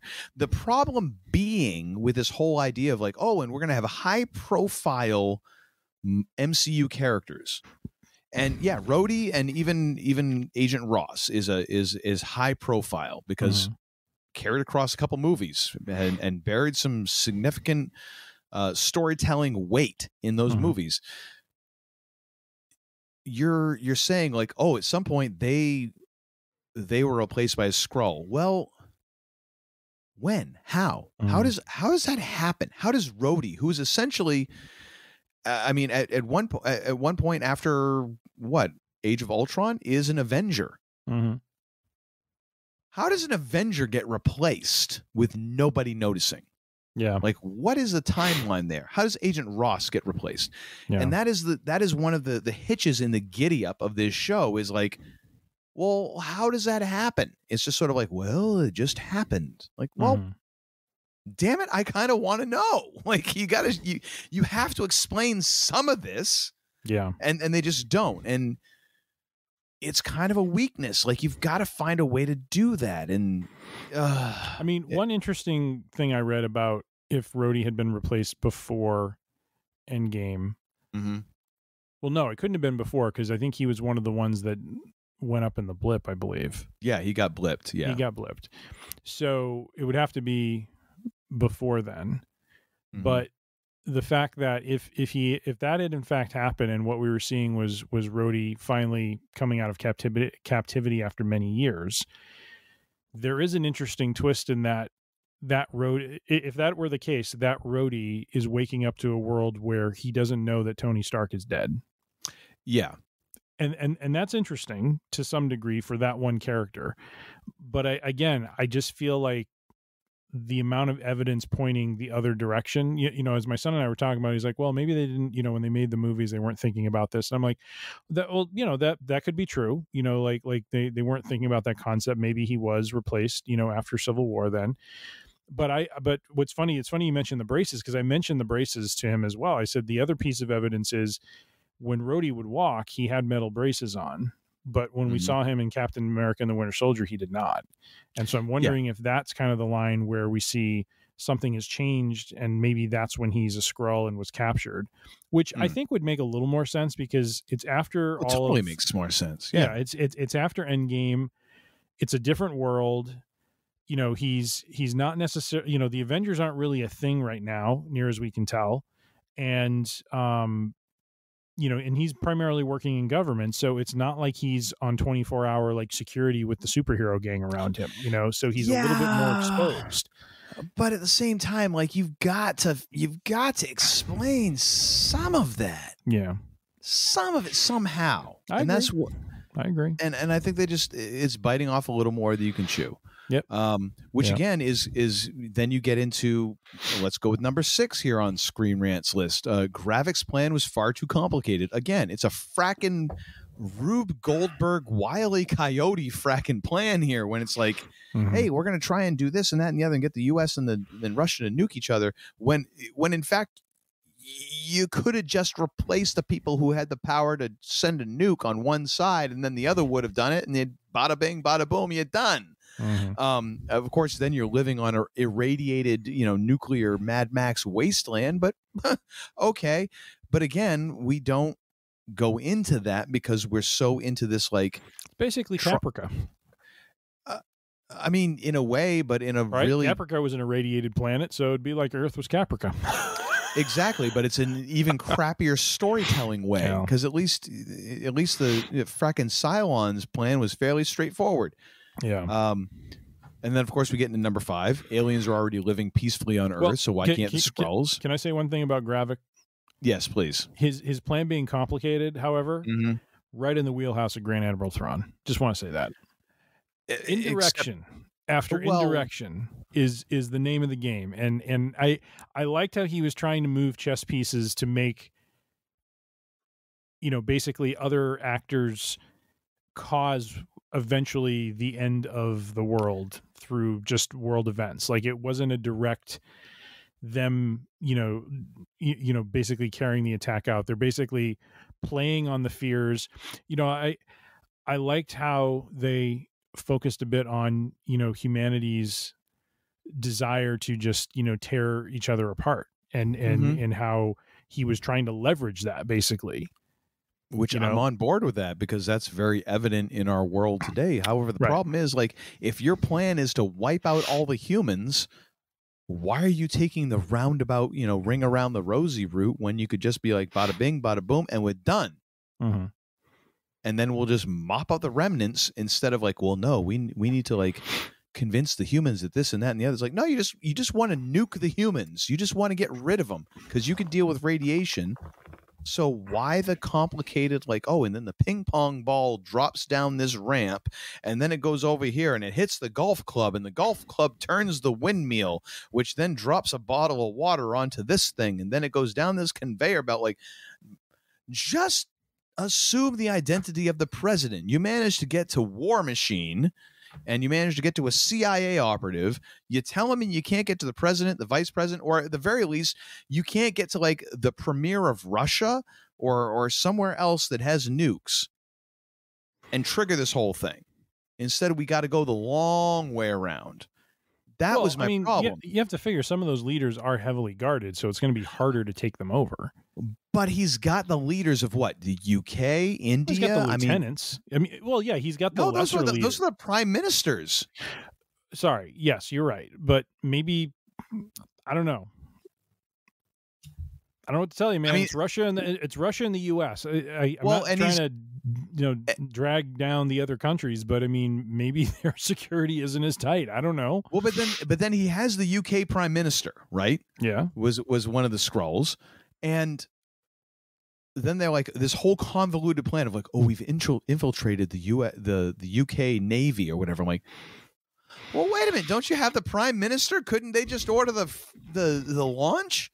Like, again, it's like it's just taking the long way around. Where I'm like, ugh. Which I get from a storytelling perspective, but hey, meh. One of those, not one of the leaders, but one of the, he was the media personality. He was kind of like a, Fox News, like yelling, talking head. That's right. Shooter McGavin, Christopher McDonald. Fantastic to see him. I was hoping to see a little, pow from Shooter's Shooter. Tour. That's right. Shooter's Tour. Oh my god! But yeah, good. Could we gotten an Adam Sandler cameo? I mean, come on. Actually, they can't afford it. Hole. It's where you want to go. It's your home. Go home. Don't you want to go to your home? And then we got aliens already living peacefully on Earth, so the new Asgardians, which I completely forgot about. But yeah, okay. Yep. Captain Marvel couldn't find a single suitable world in 30 years. Yeah, that's a little bit. That kind of goes. That kind of goes with the Thanos Garden Planet thing. Like, yeah, I mean, yeah, she's been to it. It's like, hey guys, go over here. Yeah. Maria Hill and Talos' secret invasion deaths are meaningless. I would tend to agree. Like, yeah, those were surprising. I especially episode 1. I really did not see that coming. It's almost like a wrestling swerve or an M. Night Shyamalan thing where you're like, ooh, and here's the twist. Like, but what does it actually mean? Yeah, it's there for the sake of being there. You know what I mean? Yeah. Well, and that's what I meant earlier about some of the consequences of Fury's decisions just don't seem to be resolved. Like there was nothing more he could have done, for whatever family that, that Hill had, left behind. Yeah. But there is there was no scene where he visits, her graveside and shows, remorse. There was no scene, he's not carrying any of that guilt or any of that sadness or anything like that. It was just kind of goes away. Right. Yeah. Same with Talos. Now, he couldn't be there, because of everything else that he was engaged in at the time when they did the burial, ceremony. But there was that scene at I think it was the end of 4 or 5 where because it was 4 where Talos gets killed. Yeah, it's 5. And funeral Fury pyre. looks in disgust at the fact that he has to leave without his close friend. And he's taking the president to safety. So that's about as much as they show. But yeah, after that, it's just business as usual, and it's there's no real circling back to any of that. So I think I agree with that it just feels like those deaths were kind of in vain in a way. Yeah, no, totally. And it's I mean, at least Talos had his daughter, they had Gia, is that what her name is? Gaia, sorry. At least there was a moment there where she and Fury's wife, had the ceremony for Talos, so at least there was some acknowledgement. There was some, but Fury isn't even there, and he is there present for both of those deaths, and Fury is not there for. It is infuriatingly leaves open, or should I say, it leaves red in his ledger, to go back to Black Widow's wording. Yep, if you would. Yeah. All right, let's tie up these last two, because I think that a couple of these are we're going to talk about. Some of the Harvest DNA samples don't add up, and basically saying some of the DNA that was included in the Harvest doesn't make sense because they weren't there for the Battle of Earth, so they wouldn't have been collected.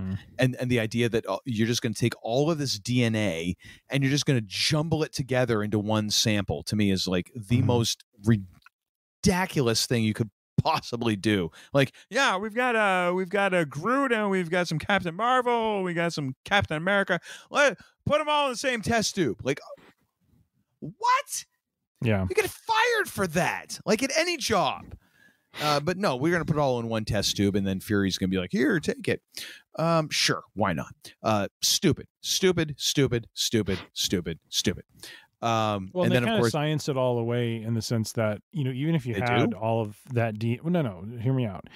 Even though they have all that DNA, they try to use some sort of weird, science thing with that machine that infuses them, with electricity or whatever. Well, yeah, but it's kind like, of to kind of tell the story of, well, this is just going to magically bind to them, and then they have all of the same powers as these other heroes. I mean, there's a lot of, again, there's a lot of other disbelief that we suspend in these movies and shows, but there is something about, doing a little bit of legwork to make this seem somewhat grounded. You know what I mean? And that's the part that felt very cartoonish here. It was way too simple the way both she and Gravik, Gaia and he were infused with this, and then just all of a sudden magically could use all of the powers. It was just like they all bound to both of them perfectly fine. It just doesn't. In my mind, you got to have something a little more realistic there, where it's like maybe a couple of them take and some of them don't. It's just the experiment didn't quite go the way we thought, or I don't know, something like that. But yeah, there was a lot that was not explained, and it was almost like glossed over for the sake of getting to the point of having these like uber powerful beings. Yeah, which brings me to like, essentially like the disappointment of the finale to me was like the absolute fracking 6th grade level writing decision to be like, oh, and Gaia and Gravik have all the powers of all the Avengers. Like, seriously, like that's a story I wrote literally in 5th or 6th grade, and and then they're going to duke it out, and we're not going to think about the consequences of first of all, of like, how does she actually kill Gravik with all of the powers that he has access to, and but then even furthermore, like, what are the consequences of having her essentially cruise around afterwards with the combined choosable powers of all the Avengers and then some, and essentially becoming the most powerful being in the MCU, and we have the good cop get bad cop British lady show up to, oh, jolly well, come with me, and she just goes like, what? So she's just, now she's all the Avengers, like, okay, sure, and the repercussions of this are going to be what again? Pardon? Anyone at all? Bueller. Any repercussions? Nothing. Okay. Bueller. How you doing over there? I'm not doing well. And of course, the top plot hole for Screen Rant, just to bring this full circle, Secret Invasion never answered when Rhodey and Everett Ross were replaced, which we've talked about. There's a big ass question mark about when that actually happened. So let's go back a little bit, because when I mistakenly was trying to get the man they call Tim involved in this show, because he hadn't watched any of them. I'd watched the 6 5 episodes, a day and a half, baby. And I was like, no, you got to watch this. It's going to be, it's sort of like Andor. If you liked Andor, you'll like this. And again, the reason why I was asking him at the top of the show, like, can I be trusted again? I think one of the things that is so striking, because I think we can agree, would you, and I should ask, do you agree that Andor and Secret Invasion kind of try to walk that, cloak and dagger sort of espionage angle? I would agree with that. Yeah. Okay. So why do you think, and I don't know if you've watched this other show that I'm going to mention, why do you think Andor manages to maintain a scale of the universe, which I think they actually did? They managed to maintain the scale of Star Wars without shrinking down, while Secret Invasion felt essentially like a discount Agents of S.H.I.E.L.D. arc. It was almost like a discount version of a streaming arc. There's two things to your question, though. One of them is the scale. The other one is the quality, right? So I think they kind of go hand in hand, because I think Andor, because now hear me out. Okay. So in both instances, in both Andor and Secret Invasion, you're not going to see the big heroes show up. You're not going to get the big money folks showing up. Right. They're not getting Chris Hemsworth to show up. They're not getting Scarlett. They're not getting ScarJo to show up. None of they could afford Don Cheadle and Sam Jackson, and that's it. Flo wasn't even going to make the cut. Mm-hmm. Hell, even freaking oh gosh, I can't remember her name. Actress from Seinfeld who plays now Zebedebedebedebed. She has like 10 different names. Julia Louis-Dreyfus. Yes, thank you. They like, we got 2 big budget items. That's it. And that's all we got. They're like the Tampa Bay Rays. Like we can sign this player and everyone else, get them from AAA. Both of those shows were kind of in that same boat, and they both were going to have special effects. They're both going to have sets and all this stuff. Mm-hmm. Andor managed to maintain that scale of the universe and maintain like the idea of the Empire and show you all of these things mm-hmm. and do it in a fairly quality way. While Secret Invasion, even though they tried to show you some shiny visuals and stuff like that, they couldn't maintain that scale. Even though both of them were like, we're, the Luke Skywalkers of the of the series ain't showing up here. Mm-hmm. Andor managed to do it. Secret Invasion didn't. So, I mean, and essentially, if for those folks who have seen the Deadpool movies, in the first Deadpool, where he basically comments when he goes to the Xavier mansion, like, oh, it's almost like the studio couldn't afford more than 2 X-Men. And the X-Men there, who isn't in on the joke, is kind of like very confused. And you're like, everyone else is like, oh my gosh, yes, exactly. And that's what it felt like with this show. There was no scale, because it is that moment of like, well, why wouldn't Fury call in at least one of the Avengers? Why wouldn't he at least call in like somebody besides just him? You know what I mean? Reasoning, while I enjoyed the line and I appreciated what they were trying to get across there, I do agree with you that felt out of place, because with the world's existence on the line, you would think that he would call in a big gun or two to kind of, take care of business, so to speak. Hell, why wouldn't he call in freaking Captain America or Winter Soldier? Like somebody, Well, I mean, Captain America is not present in this timeline at this point. Well, I meant Sam. Oh, okay, Sam. Why wouldn't he bring Sam in? Yeah, I mean, that's fair enough, but what would Sam do exactly? Because there was kind of that overarching issue where New Skrullos is in a nuclear, basically a broken down nuclear power plant where it's radioactive. So anyone human can't really invade there. But that's up to like episode 6, like where he could have helped out a little bit before that. Maybe. I mean, again, I'm throwing out a name. That's the thing. Like but I feel like you all of a sudden it becomes, instead of like a feature film, now we're into like the after school special. Mm-hmm. And the series, which I haven't felt like really Marvel series have gone this way, it felt cheap. That's the word that I come up with after watching all 6 episodes and coming to the end. I'm like, it felt cheap. Okay. So I actually don't know that I feel, and maybe we're talking scale in 2 different ways, but I actually think Andor did the reverse. I think Andor got away from the scale of the universe, but did it in a very effective way. It told very focused stories that really microscoped in on areas of the galaxy and of Imperial controlled, territories and so forth, that allowed them to tell some really interesting, kind of, like episodic stories. For example, like the heist, Mm-hmm.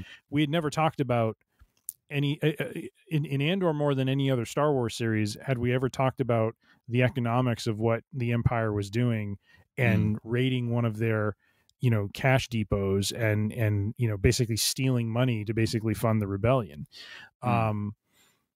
That now where I think you're right about the scale was in one of those episodes before the heist.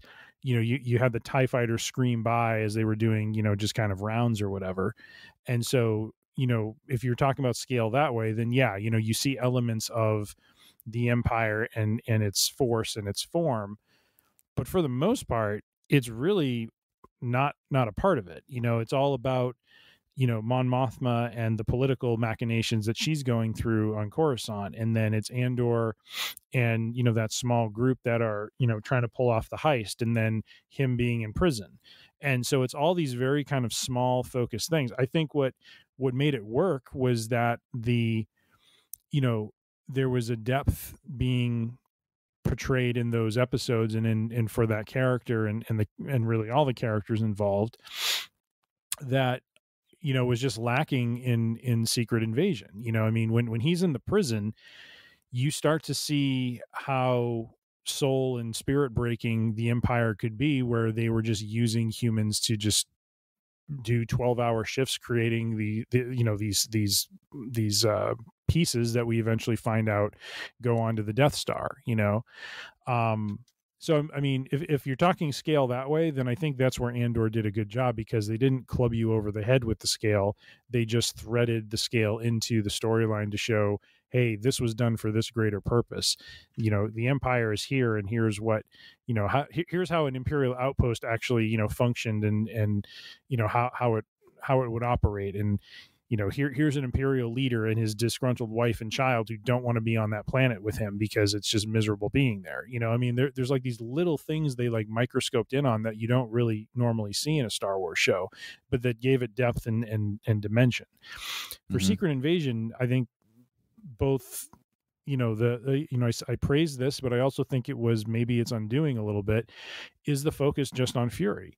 Like this was meant to be a Nick Fury story. And so you're not going to have him call in heroes, as nonsensical as that is, because for him, it's him, winding up the business that he started, and trying to reconcile, some of the consequences of choices he had made in the past, and how they're now, basically Frankenstein into something that he didn't intend. Why wouldn't he tap into some of his friends? You would think normally that he would. He didn't. So maybe that goes to the 6th grade writing comment you had made. It just seems, like the writing wasn't quite there.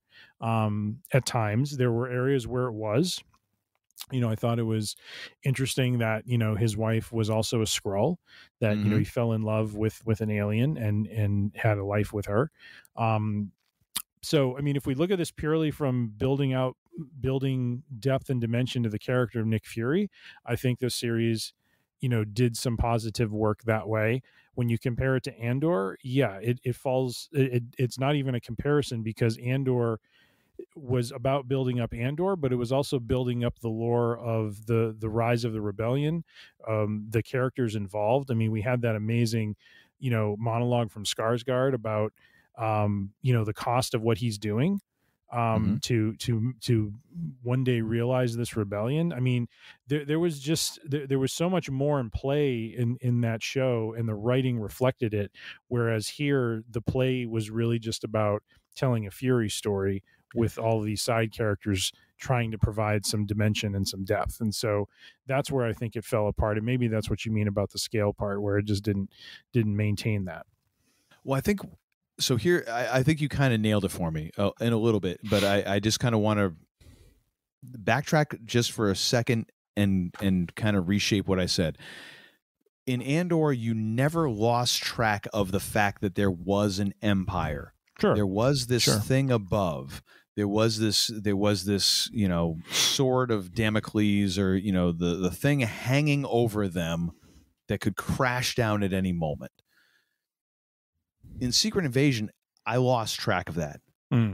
It's like everything else just kind of disappears. Like, oh, no, focus on this. Like, well, no, we have to kind of have this perspective. Yeah. Like the scale in terms of like where this fits into the universe and how, because by the writing of it, by saying like, oh, well, this is a million Skrulls taking over Earth, and it's secret, it's an invasion of the Earth, and and they're trying to nuke the Earth. Like, well, you've now set the stakes at a certain level. But I've lost that scale, and I don't feel that really hanging over. In what you're showing me, it doesn't equal what you're trying to tell me. Yeah. And, you know, in some ways too, Andor is functioning within a timeline that's already been established, whereas this is telling a forward story, right? I mean, it is, but at the same time, it's not to make excuses for Secret Invasion, but I'm just saying you also have to acknowledge that Andor was fitting into something that kind of was defined and was just finding space in that area to establish some new narrative, whereas Secret Invasion is happening, you know, really kind of at the edge of the timeline that we know of, and is pushing events forward. And so it probably doesn't feel that way because it's not nestled into some larger narrative that's going on. True, but at the same time, it's a very unsatisfying ending that like, oh, and then this thing just ends. 100%. And we have even more loose strings hanging, and now we have like a bunch of stuff that you're going to have to write your way out of, or we're just going to have to ignore going forward. And to me, it's an example of like, you had an opportunity here. And if you can't tell like a purely Nick Fury story in this small box, then just don't do it. Just don't do it. But to me, the ending was indicative, or you know, was a what's the, not condemnation, but was a direct, you know, in my mind, line to what I said about this is really just about Fury. Like that ending nailed it because of that. Not nailed it in a good way. I'm saying it nailed it in the sense that there's a lot of stuff left unaddressed. But the point of the story was this is about Fury closing, you know, he comes down to Earth as himself. He leaves Earth with his wife. It was about that round trip for him to get to that point. The problem was they didn't tie up all the loose ends, and that's what makes it feel unfulfilling. Well, and it's not even that they didn't tie up loose ends, because I mean we're in the business. There's loose ends that are untied, and that's why we're talking about this. That's why it's not satisfactory. Well, I would disagree, because there's going to be loose ends in everything we're doing now in terms of the MCU. Like everything is a loose end because it's a continuation of movies. No, but I'm saying from the point of view of this is about Fury as a character, he needs to reconcile, in my mind, for this to be fulfilled, he needs to reconcile some of the past consequences of all the things that have gone on around the Skrulls, and he hasn't done that. That makes me feel unfulfilled. Yeah, no, and that's the thing. Like there were definitely loose ends that should have been tied. Sure, and that you should have managed to knot up in this. And it's kind of baffling that they didn't manage to land some of these things. Yeah, and knowing how corporate Disney and Marvel is, that like with all the hands that this passed through, that no one was like, hey, you're missing A, B, and C. And it just managed to get this far, and everyone's like, oh, no, this is great. Like, really? Yeah. Okay. But I think also is the question I have too, and this will probably be the last question because we kind of need to start tying this sucker up. But, you know, thanks. Man, no. I'm just saying the man they call Tim is just, it's been a long day. Yeah.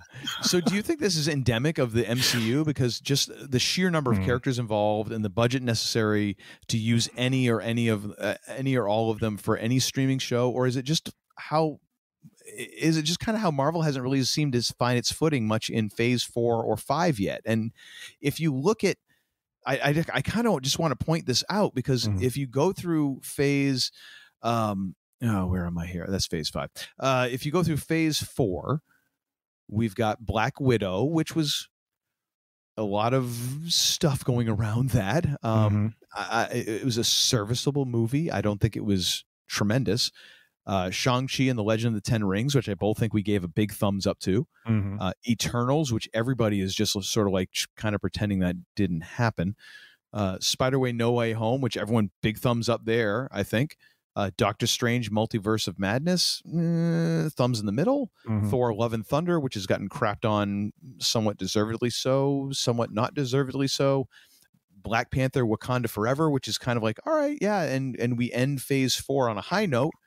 And then of course you have, you know, the various television series around phase 4, which again, up and down. WandaVision, Falcon and Winter Soldier, Loki, What If, Hawkeye, Moon Knight, Miss Marvel, She-Hulk, Attorney at Law. And then we get into phase 5, where we've got we've already started now. We've got a couple where it's like Ant-Man and the Wasp, a fairly unanimous thumbs down from a lot of folks. Guardians of the Galaxy, thumbs up. And next up, Marvels. And then apparently after that we have Deadpool 3, which actually is May 3rd, 2024. Probably not with the writer's strike. But anyways, up and down. Yep. Do you think it's more because of the kind of the is it the number of the characters and budget, or is it just how like they really haven't figured out what to do since Endgame and how to really focus and steer this thing? Well, I think I think the quality might be suffering due to the scale of what they're trying to do. You know, like they started with Iron Man, they grew to Iron Man, Captain America, and Thor. They grew the group a little bit more, and then they had a waiting in the wings uber villain who was slowly, I mean, was really getting, you know, kind of the great wrestling heel treatment where he's in the shadows, you know, he's coming. It's kind of like the Kane Undertaker thing, right? You know, Kane's coming at some point. The Piper is going to be paid at some point. And the build up to it, where it's just little morsels here and there, is fantastic. You know, and you know, one of the biggest complaints, like with Ant-Man and the Wasp, was you have, and I remember thinking this when I was watching it, which is like they've basically handled Kang. So it's like, what is the threat at this point, other than the fact that there's just more of him coming? You know, and with Thanos, at least Thanos, it's like Thanos was putting everyone down. I mean, no one was and really up until the end, no one was ever, you know, calling into question whether he was going to win. It wasn't until a single decision, like the way they set it up with Stark, ended up, you know, being the difference maker. So they had a very direct story to tell. And I feel like with 4 and 5, they're trying to get the multiverse going. They're trying to get the next big uber villain established, and it's been a little rocky getting there. And so now I'm kind of like that's why I was so hung up on the fact that I thought for sure, you know, Ant-Man and the Wasp was going to end with Scott Lang dying, because that, if you're going to build the next villain, you've got to somebody got to you've got to give him do the big job. win, right? You've got to give him a squash victory. You've got to give him, sorry to put it into wrestling terms, but you got to give him squash victories to. That's how the Undertaker created his aura. People legitimately feared this man because when he came in the ring, no matter who he fought, no one could put a dent in him, and he put them down quickly. So it's go back to Hogan. Yeah. Go back to Taker, go back to Goldberg, go back to any gigantic, like, iconic, you know, wrestler or hero that they built it and they squash people. Right. That's the way it works. And when Lesnar came back in 2012, oh gosh, he lost his first match back. He lost to Cena, and it's like, why am I supposed to believe he's a threat now? I mean, the best guy in the business or the best guy in the company just put him down. You know, well, but unless you then go long term on that, which can be a reaction to everything else came before it. But but I totally agree with what you're saying about Kang. Like, and I think it's part of the reason why phase 4 and 5 have been rough and also the danger of what the MCU is, because we just kind of took it for granted. Because I mean, God, through 3 phases, like you get to Endgame and you're like, oh my gosh, this is the greatest thing ever, and oh my God, even Thor: Dark World is 10 years great. of great storytelling. 10 years of great storytelling. Yeah, even the not so great parts they managed to fold in and work together. The problem is, like, now once you have this interconnected universe, all it takes is 1, maybe 2 bad steps, and now you're in a world of hurt, because now you have to those ripples go out and you have to account for it. And they've had some ripples. And that's before you even get into the casting of Kang, like just how they've handled the character itself, but without the actor being involved, is problematic. And now where does this thing go? And also, just because it's spread, like you've said, you keep expanding the cast of characters. In comics, it's one thing. Because you can buy the different books and it's not necessarily as dependent on, hey, you have to be up, you have to be up, you have to be up. Yeah. Not as many people buying comics as they go to the movies. I would wager to guess.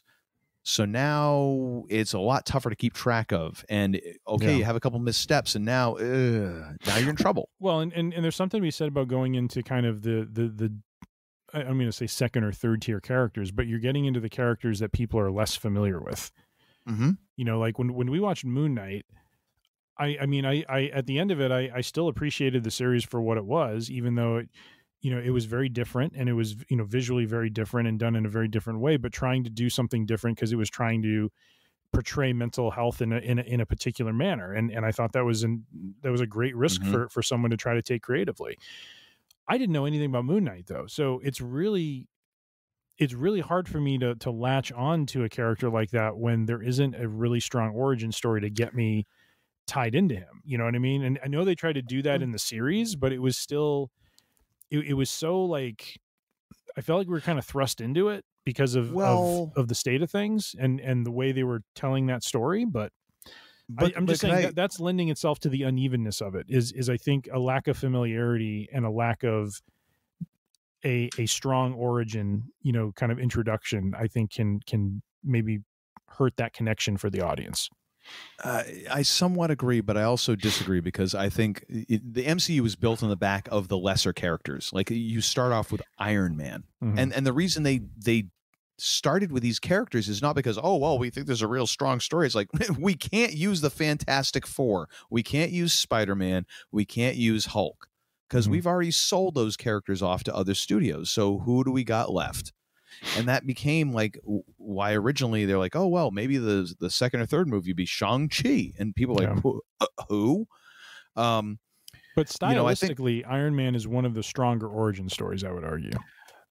And I would argue because of the main actor in the movie and also the director. I think Marvel caught it very lucky getting Robert Downey Jr., taking the chance on him, and the fact that he nailed that character, and also Jon Favreau just directed a hell of a movie. And also, I mean, Jeff Bridges, good God. I mean, don't forget Jeff Bridges in that movie. It was so good. But the story was grounded and it was something relatable. Like Moon Knight was just Moon Knight was hard to relate to at times. It was hard to stay locked into it. And I'm sorry, it's probably not a fair comparison, but I'm just saying if you're comparing origin stories and you want something to resonate, you got to find a way to make it connect with people and in a way. And I know they tried, they did try. It was just different. But I think that when you look at the stuff like Moon Knight, I think it actually connected pretty well with people, and I think it's a matter. My older son, he loved it. My older son loved that show. Yeah. Oh, my daughter loved it too. And I think it worked out well. I think it just takes a couple missteps. It takes an Eternals, then followed by an Ant-Man and Wasp, Quantumania, and you wind up at this point where it's like now with Secret Invasion, like, okay, what the frack is happening? Like, where are we heading with this? Because now Nick Fury has been kind of one of those venerable characters. So I can't say I'm excited after Secret Invasion. How about you? Well, we did just talk about Loki and the Marvels, and we're excited about that. So, yeah, but that doesn't, But that's also building on something that we've already kind of got some background to. So, yeah. So sunnier days are ahead. They are. Ending on a hopeful note. Yes, because as we know, hope is something around. Springs eternal. Yeah, something. I was going to tie that into Star Wars, but whatever. Whatever. Just leave a flaming bag of dog poo on Kevin Feige's doorstep. Oh, jeez. So what do you got on a downer? That's my job. And another thing. What do you got for and another thing this week, sir? I'm going to go to the well for a fourth or fifth time now, and the reason I'm doing it, this is like at least almost 25% of your and another things at this point. Hey. Last Thursday, family went out to dinner in downtown Chicago, and then we went and attended a live recording of Wait, Don't Tell Me. Little disappointed that the main host wasn't there. I think he was on vacation, and so they had a substitute host. But you mentioned Motel 6. Please, no! You mentioned Motel 6, and one of the panelists, Tom Bodett. Are you serious? I'm serious. Tom Bodett, and we were sitting second row right there. Did you get an autograph afterwards? We did not, unfortunately. We did not. But Josh Gondelman was the other comedian, and then Zerobi, I forget her last name. She's a really, really funny, a comedian. And so just a fun show. It was our first time as a family going to see it together. Had a blast. It was just, the boys really liked it. Thought it was funny. Really enjoyed seeing, how the show was made. They had some technical difficulties. They had some, just errors that just happened, and they just all just kind of played with it. They just everyone was really supportive, especially for the poor. Her name was Karen Shi. I think it was her second time hosting. She did a great job, but inevitably, when this isn't the thing you do every week, it's not going to be smooth at times. And so, she had a couple moments, but they all just kind of supported each other and just made some great jokes. I mean, just we laughed so hard for so long. So, anyways, if you're in Chicago, if you listen to this radio show and you want to ever see it live, Thursday it airs live Thursday evenings at the Fine Arts Building, Studebaker Theater on Michigan Avenue. Tickets are available. You got to get the tickets early though, because they go quick. But it is a fantastic show, and they're celebrating 25 years of it. Wow. NPR's news quiz show, Wait, Don't Tell Me. Do check it out. It is funny. You will laugh, and it's just a great take on the weekend news. And just to throw one out there, because I'm the person who loves going to shows and seeing the mistakes, not because I want to laugh at people, but because I love to see the reaction and how the interactions are, because it makes you realize, like, oh, these are people doing this stuff. So it's like, that to me is exciting, and to see how people deal with that, and how, especially in terms of music, like bands will deal with that and kind of twist it and turn it into part of the show. And I always love that stuff. So that's kind of cool that you got a chance to experience that. Yep. And I think we're going to try to go again in the fall with some other friends who actually started listening to it recently, and they love to hear it. So we're going to try to go with them and take in another show. So looking forward to that. Very nice. How about you, sir? What is your and another thing? So this is a kind of a weird one, but you know what? It's fan freaking tastic. So there is a YouTube channel, looking at it right now, with 86.3 thousand subscribers. So 86,300 subscribers. Dennis Pauna or Denny Panau. I don't know how to pronounce it, but I will link it in the show notes, of course.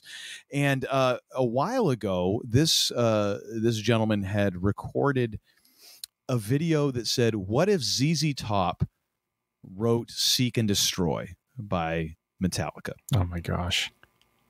And published a video, and the dude dresses up in the suit with the guitar and the beard and the whole thing. Like he does as close to ZZ Top as possible. And today, I saw that he had gotten so many comments on that video that he decided that he would do a video. What if ZZ Top wrote Kill 'Em All, the entire Metallica album?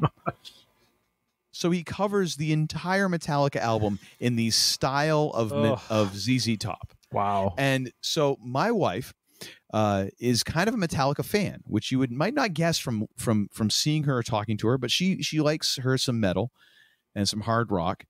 And so I called her into my office. And I was like, okay, listen to this. And I played her the original Seek and Destroy, like a minute and a half of it. She's like, okay, yeah. And Metallica, sure. I'm like, all right, now listen to this. And I played her the ZZ Top version, or the ZZ Top if they had written Seek and Destroy. And her eyes shot open and were bulging out. And she's like, what is this? I'm like, yeah, it's a joke, but it goes way harder than it has any reason to. Yeah. And it's a whole album. The whole album is fan freaking tastic. Nice. I'm like, I would rather listen to this album than the original. But so give it a listen. Keep an open mind. It is marked with chapters. So if you really want to just go to like Seek and Destroy, which is kind of like the the crescendo of this entire affair, go right to that. But also, don't sleep on the rest of it. I've listened to a lot of it today, and oh my gosh, so good. So check it out. What if ZZ Top wrote "Kill 'Em All"? The full album is my recommendation for this week. Excellent. Love that creativity. Yeah, you gotta love that. Well, thank you, ladies and gentlemen, for tuning in. Thank you to all the members of the Free Range Idiocy congregation. We so appreciate you tuning in and downloading. If you have not joined yet the Free Range Idiocy congregation, you might be saying, well, what is this thing? We like to think of ourselves as the nice cult. Essentially, all you have to do is download the show and you're part of the Free Range Idiocy congregation. That's it. We don't pass the collection plate, the collection basket. We probably should, and then we might make a nickel or two off of this thing, but we're idiots, so that's how things roll. If you want to know how to join the congregation, though, what you can do is you go to freerangeidiocy.com. You can download any of our episodes there. You can also subscribe via the Podbean app. If you say to yourself, you know what, Uncle Todd, I have got plenty of apps in my life, both applications on my phone as well as mozzarella sticks in my belly. What you can do is you can go to your podcast provider of choice and you can search for Free Range Idiocy. We are sure to be there. We are on Apple Podcasts. We are on Spotify. We are on whatever the Ask Alexa Amazon thing is. We're also on Google Podcasts, a whole bunch of others. Search for us. You will be bound to find us, and then download to your heart's desire. If you have any thoughts, questions, or concerns, you can send those to Tim at freerangeidiocy.com, and he will answer those for you, or we might even talk about it on the show. So send those emails to Tim, because, well, I don't answer emails. I only respond with a quill and ink via a carrier pigeon. So it takes a while for my correspondence to get there, but it's there. If you'd like to follow us on the social medias, because we love ourselves some social media, we are on Facebook, we are on Instagram, we are also on YouTube. All of those are at Free Range Idiocy. Don't look for us on Twitter or X, because you know what, F the mollusk, and they like cut us off. Are we getting on Threads at some point? I have not even. Have you gotten on Threads? I haven't. I need to. I haven't gotten into that, and it's almost like with me and like TikTok. Like I've signed up for TikTok. I've done nothing on the TikTok I want to go because there? I'm realizing I'm just fracking old. Anyways, now moving on to greener pastures. I'm going to turn this show over to the lesser idiots, the less idiotic. Yeah, it's getting late here on the East Coast. Yeah, go ahead and fly that Millennium Falcon around.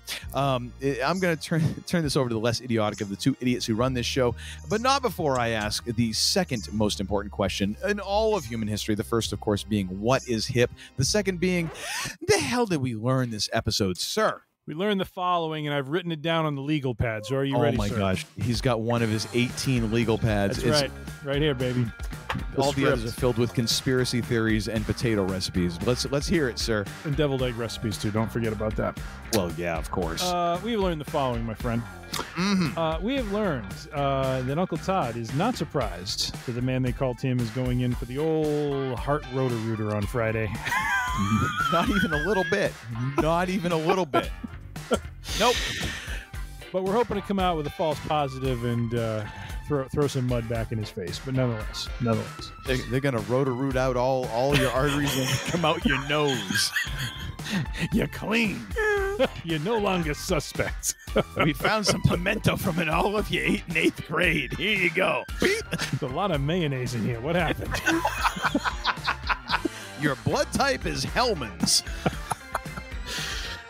We've also learned the man they call Tim still trusts Uncle Todd in his recommendations. So Secret Invasion has not sullied or caused him to go astray from believing. Yeah, that's right.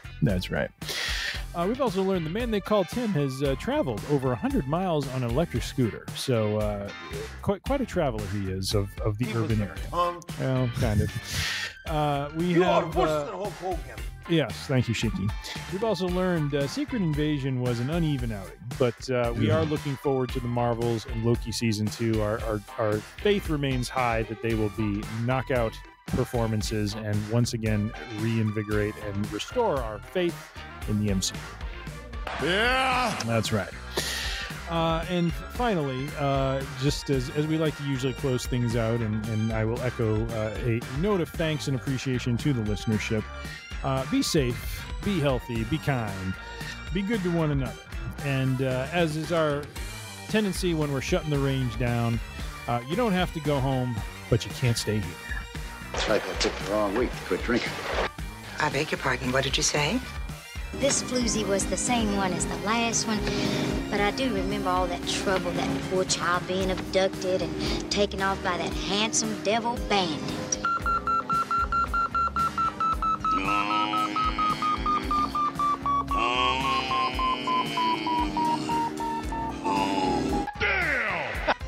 You're such a disappointing pair.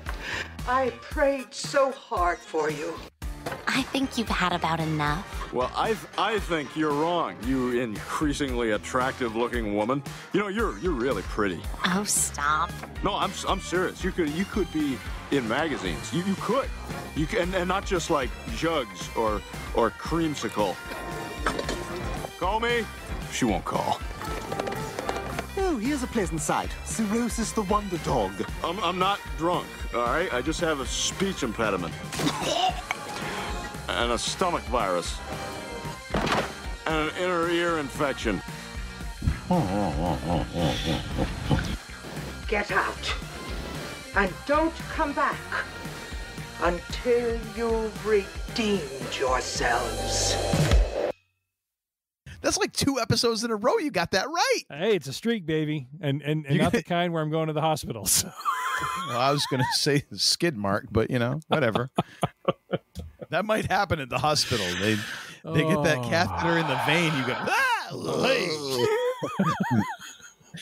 excuse me. I hope you had do you have some paper down on the table? Good Lord. Don't worry. We have a central drain. We just hose it out afterwards. Oh my gosh. Now get the hell out of here!